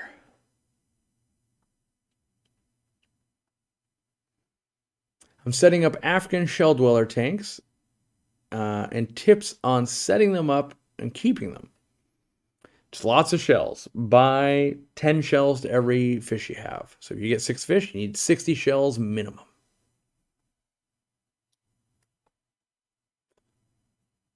Aquarium Coop is for doing that with the F-150 Lightning, even the non-Lightning version. Yeah, maybe. I don't know. I haven't really studied up on the buying an $80,000 truck I don't need. So it's more of a want than a need because my vehicles are still in perfect running shape. And I think I have 2 vehicles. I have a van and I have a Subaru Outback. And I think the Subaru is at maybe 50,000 miles. So I got time before I'm going to need a car for sure.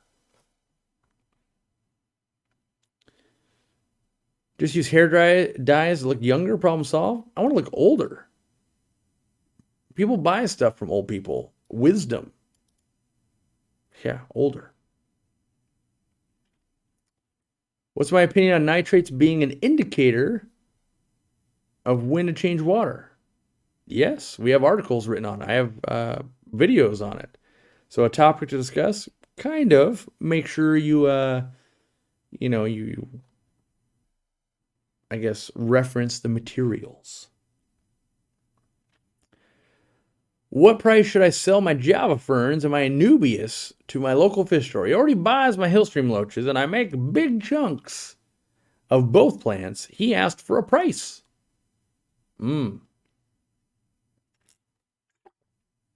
This is a hard one. So, are you getting cash or are you getting credit? If you get credit, you should get more. I would say a loose guiding principle. In cash, maybe start at a third. In credit, half. That being said, Anubias and Java ferns and stuff, they're really well established. They should be able to get good money for them. And so sometimes they haven't had that yet, and therefore you don't even know how much you're going to sell it for. So I sometimes I approach it a couple of ways. I go, I'm not sure how much it's going to sell for.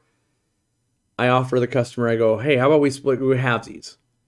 And I'll start at this price, but if it's not moving at that price, after the weekend, I'll try this price. And then I'll try this price. And then I'll try this price. Usually, usually it's only one price drop because otherwise then I was way off. But so that's one strategy. Or if someone wants money ahead of time and I'm not sure what's going to sell for, I'll offer them less. And it's just because maybe we think this thing should sell for 60, but if it only sells for 40 and I gave you 30, okay, that's not really great for the store because I took a credit card. So I went $2 of the dollar, not $2 of the dollars, let's see. It's going to be like 80 cents or 60 cents. And I had to have employees sell it and all that kind of stuff. And I had to use a bag. And so I would say, use the 1/3 to a half rule. And then I really encourage, and maybe, maybe your fish store won't do this, but I try to have a real conversation and be like, look, I would love to keep supplying you. You're buying my other stuff. What do you feel is fair? I'd like to, kind of be able, not negotiate necessarily, but just talk through it. And hopefully they can go, hey, look, I want to sell it for $60, or I want to sell it for $30, or I want to sell it for 20, and I want to pay you 10. And you go, great. Or if they, I want to sell it for 50, I want to pay you 10. You're like, well, I got to be honest, I could sell this on the open market for 30. I'd much rather sell them to you in bulk at 25, and then people come to your store to buy it as opposed to selling it on Facebook, and then you don't get the sale at all, right? Because that takes one more person out of the market that would have been yours. And so I think it's big to get that relationship going. And then maybe I would also base it on I think you were saying you were selling some Hillstream loaches, right? Yeah, Hillstream loaches. When you sell them the Hillstream loach, I assume it's him, could be her. When you sell them the Hillstream loach, what price are you getting versus what they're selling it for? They probably are thinking roughly that same ratio in the plant world too. So that might help you kind of get a baseline. But I hate that game where like, oh, you tell me a price. No, you tell me a price. No, you tell me a price. No, how about you tell me a price? Like, well, that's just posturing. What's the difference between API Leaf Zone and Easy Green? One or the other or both? API Leaf Zone basically doesn't have very many nutrients in it, and Easy Green has a ton. So what is it? It's like API Leaf Zone is like drinking skim milk that's watered down further, and Easy Green is the best thick chocolate milk of your life. That's basically the difference of those plants. Of like, this thing is watered down milk that's like white colored water, and then this is super thick chocolate milk that you would love to have. That's the difference. You tell me a price. Yeah, I don't like playing the game of chicken. Most times I just I don't play the game and I just go, I don't understand anymore. What do you mean? I don't have time for this. Like, so usually I'm trying to have a candid conversation. Like, I ask this a lot of breeders. What do you need to get from this fish? Because that's a very valid question. Like, oh, it took me $30 to make this a newbie. It's like, oh, okay, well then we better sell it for a lot more than that. And so with Dean and I ask him, how much do you need for this fish? And, say like, well, they were a lot of work, or we might go, oh, these ones are actually pretty easy. So, can I use a pond fountain pump to make a sponge filter / spray bar? Are you saying like put the sponge filter over the spray bar? That could work, yeah.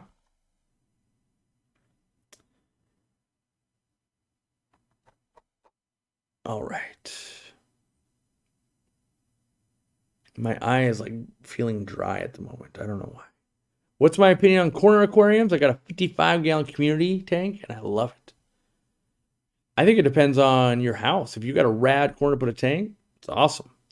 In a fish room, I never have corners. I'm always putting racks to racks, so I never have corners to play with those. But I think they're cool when they're in a home. After a couple of good sales in my local fish store, it was much easier on the pricing negotiations. Yeah, that's all of my breeding for profit type of stuff. It's all about building that relationship. It gets easier the more you both are on the same page.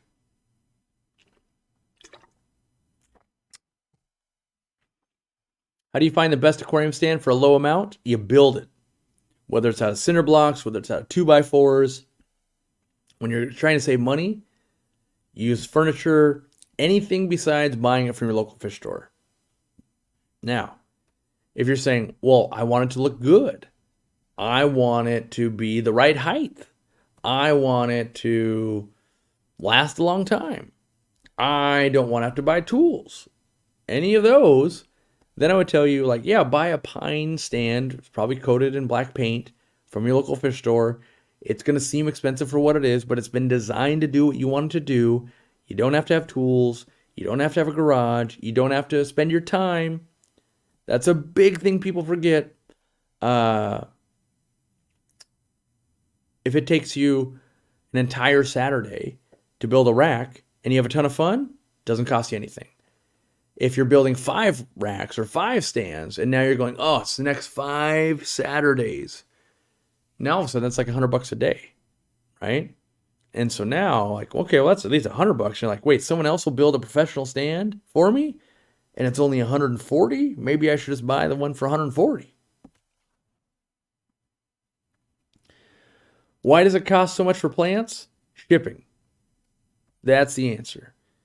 Pretty much most things in the world, if you go, why does this thing cost money? Shipping. Sometimes there's ingredients, But like a plant should be super cheap. It should be like, yeah, it's 50 cents.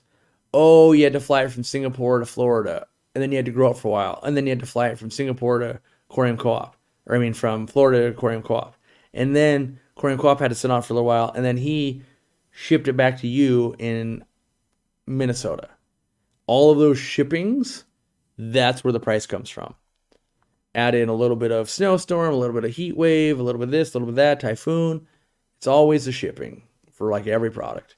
It's crazy when you get back down to a manufacturer and you're like, oh, this thing's 24 cents? You're like, I could sell that all day long. And then by the time you got to get to a customer, they're like, oh, this is $8. Like, what? Like, the shipping of all the stuff around the world is nuts. Alrighty. If you want it right height, you better build it too. Now, standard aquarium height, 30 inches. Everybody knows that. 30-inch stand is the right height. All manufacturers are building canister filters and everything based on that. You don't know this yet till you build a stand. You go, oh, I built it too tall. Canister filter can't do it. Ooh, I built this. I put the doors on. Not wide enough to put the canister filters through there. There's a lot of things you learn. Oh, I built it so I got doors on the front, doors on the back. Oh, I can't get a sump in there when I want to change 2 years down the road. There's a lot of stuff. You'll also notice some stands are built with the center brace removable so you can put a sump in there and put the center brace back in. There are things that are nice to have in a pre-built stand. If you are a wizard with wood, by all means, do it yourself. My local fish store owner is a friend, and he loves the way I grow plants in my goldfish tanks, and he asked if I was interested in selling them. So right now, we're in a game of chicken, but thank you for the advice. Yeah. Here's another thing I'll bring up. Sometimes we as the owners of a store don't know the price. So you might go, hey, I've seen an Anubias, the chunk this big, selling for $80. And he or she might have been thinking, I was going to sell for 40. So you might enter into that and go, hey, why don't we try selling for 80? And if it sells for 80, you get 40, I get 40. If it sells for 60, you get 30, I get 30. I love doing the when it sells, you get half. Because I don't put any money into it. If it doesn't sell, I'm not out any money. Doesn't take any money out of my fish budget that week. If someone steals it, not on me. If it dies, not on me. Right? Now, I don't think that's ever happened. But there's a trust level of like, well, what would you have to do to actually kill an Anubias? Right? But if it did die, I'm sure we'd find some way to like, well, that didn't work out so well. But, you trust your fish store.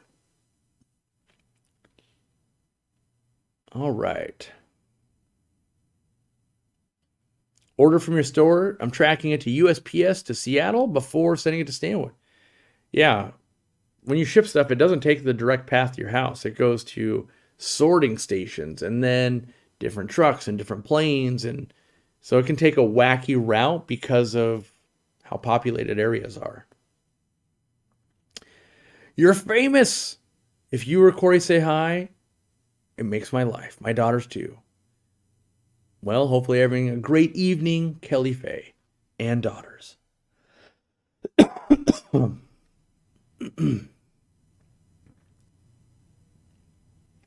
at that. In one live stream, drank 28 ounces. Look at that. The Nubius Anangi I got from you is tripled in size, and I got a nice carpet of dwarf chainsword. That's right. We don't even sell Anubias anymore at the moment. Oh, it's a sad day. How do you recommend storing the tin of brine shrimp eggs once they're opened? I like keeping them in the fridge or the freezer.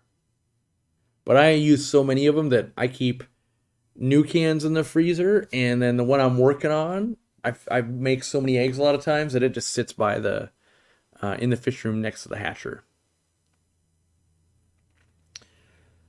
How do you treat fin rot on goldfish? I've heard a couple of different ways, but I don't know the best way. There is no best way. If I had a goldfish with fin rot and not a bunch of live plants, I'd be using salt. If it was a fully planted tank, then I'd be using Marison. Please sort a supplier in the UK. I want to start using Easy Green. Nothing like that yet. I do think I owe a meeting to someone for Singapore and maybe some other Asian countries next month. Um, yeah, so we'll see how that goes. I'm not I'm not trying to bring on a bunch more work and a bunch more risk and all of that. So only if it really makes sense are we further expanding. Right now we're still focused on kind of more stores in America, you guys as normal customers, our own retail store we're building. Like there's a lot of irons in the fire. We've got like 15 new products like in the pipeline and in different versions of still testing. Molds are being made, production work, that kind of stuff. And so I want to make sure these things are good, one, and two, they're not delayed. And it's a different animal. Developing a product that you know is going to help 100 stores besides our own. Like, yeah, that's really going to help these people. So I really want to get that launched earlier rather than later. Will Aquarium Coop offer fish and shrimp posters in the future? Not unless something radically changes with shipping. Those are expensive to ship and don't work well with our free shipping model. To be fair, like you can't really pack a sponge filter and a poster together. It always has to ship separate. So if we list posters, they're gonna be like, why are posters $50? And it'll be like, well, shipping that tube is $22 to your house, and then printing a high quality poster was $6. And so we're at 28, and then we had to take a credit card, and then we got to factor in how many get lost in the mail or damaged or any of that kind of stuff. And then at the end, like, hey, maybe we make like $10 on a poster after we pay employees and all that kind of stuff. And that's just off the top of my head. Could be like, oh, I don't want to buy a $50 poster. I'll pay $40. Like, oh, we don't make any money then.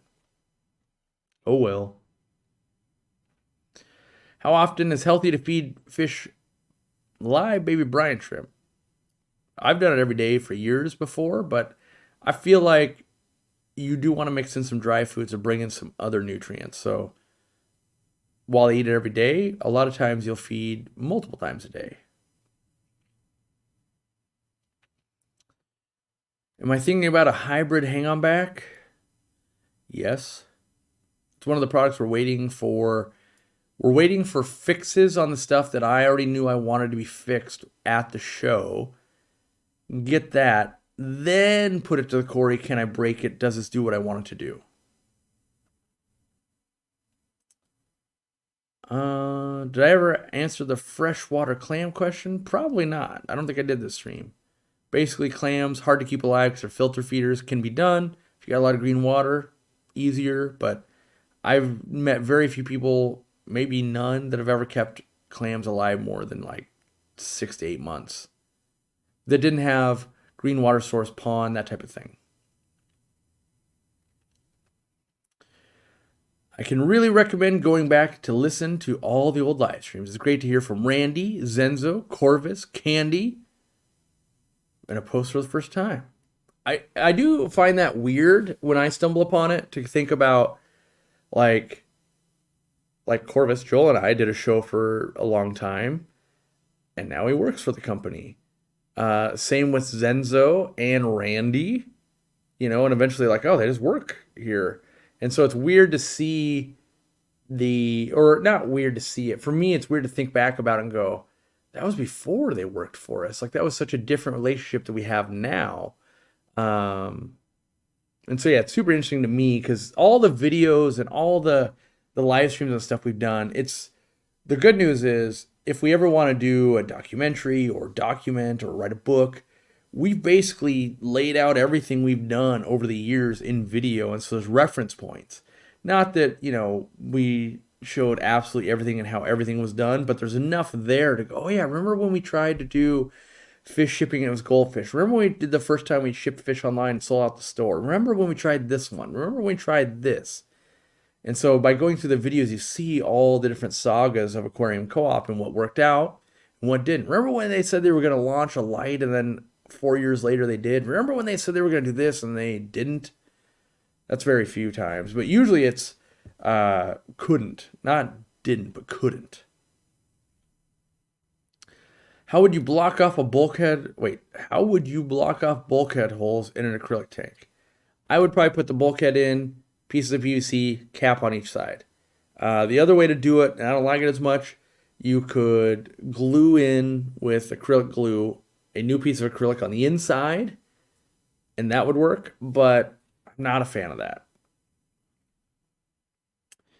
What will it take to grow the goldfish scene here in the States like it is in Asia? The quality over there just seems to be way better.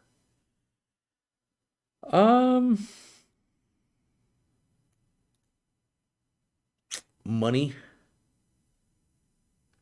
I meet people around the world and they will spend thousands of dollars on their aquariums. And then you meet people in America, and on the average, people want to spend the least amount possible.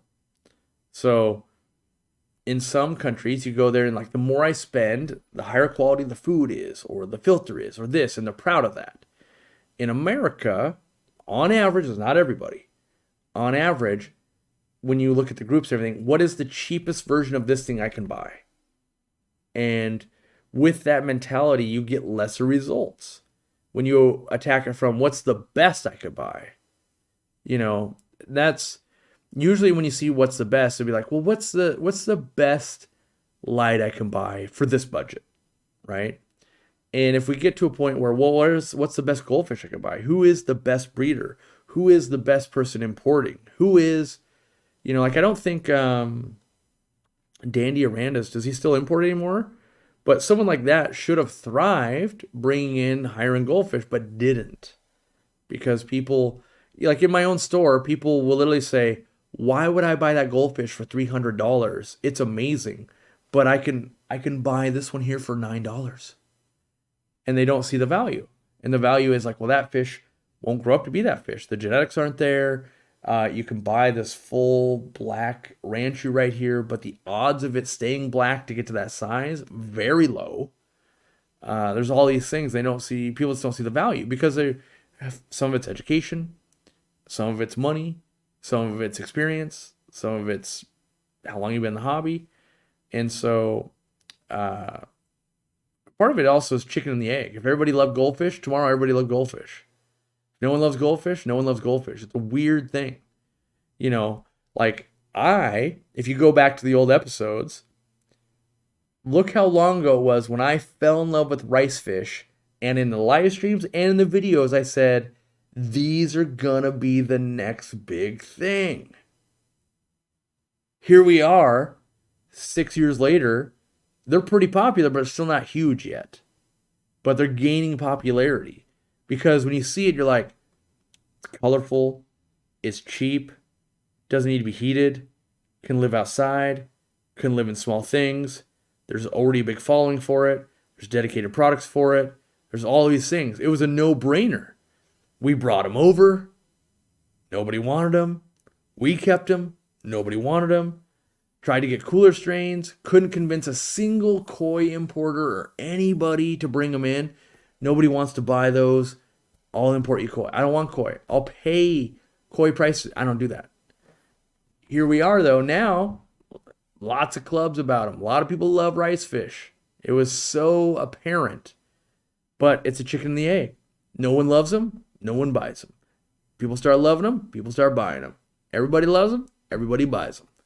And it takes this weird progression in time to make some of this stuff happen.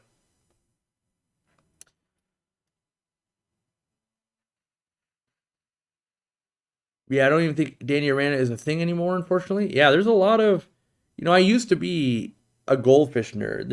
I used to drive down to Oregon to go to the goldfish shows and the koi shows, and there was, there's a lot of kind of underground goldfish stuff. And part of it is, I will admit, there is a toxic goldfish culture, just like bettas and oxalotls and cichlids and arowanas and lots of groups. There's a toxicity around groups of fish in America that just don't exist in other countries. And so that probably leads to some burnout. But I know that if you're not feeding, this goldfish food, you're a moron. If you're not doing this, you're a moron. If you're not doing this to your axolotls, if you're not doing this to your bettas. And that mentality does not, like, ramming down how to keep a fish alive down someone's throat does not make them actually want to keep that fish. It's a mind-blowing concept where letting people struggle through it builds a better bond. If you and your partner struggle through life, you have a common enemy, you will be closer, right?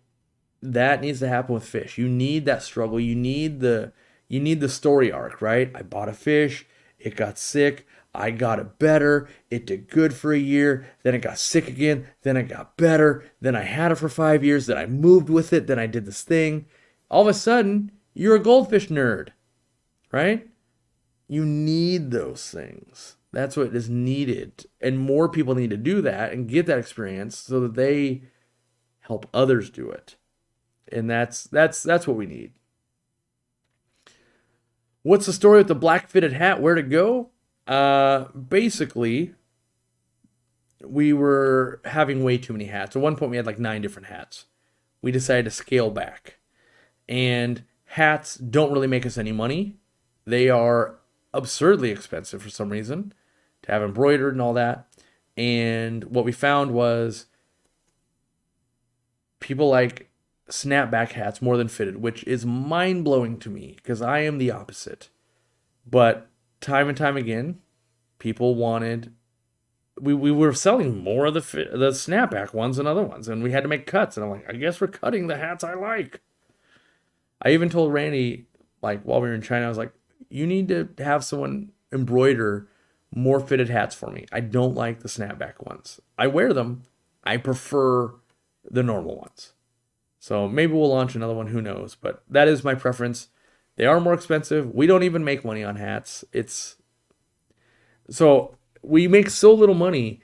Last time I was at Aquashella, we gave away like 50 hats. They were all the small sizes because no one's buying them. And so we gave away over $1,000 in hats. It's crazy. The amount of money we spend to get a hat made, we can get a lot of shirts made for one hat. It's weird. All right. 6/12. I'm cutting into date night time. It is, it's Katie's birthday. So sorry for the misfire starting. Where'd the poll end up? 39%. Get a haircut, you fool. 61% grow it. You got this. There will be no haircut this week. We will ask the haircut gods next week on what happens. But this week, no date with the hair person. I'm ending the poll. It's been ended. It's been cemented in history. And, all right. Go compliment somebody online. Tell them how good their goldfish looks. That they're a great axolotl keeper. That their betta looks like it's ready to breed and make more babies. Anything kind. Go be kind to somebody, and maybe what you like in the hobby will blow up tomorrow, and you'll be super excited. I'm going to go find some food and get in some trouble tonight and tomorrow, and be back in the fish room on Friday, though. That is the plan. So we'll see you. Have a good one. Bye-bye.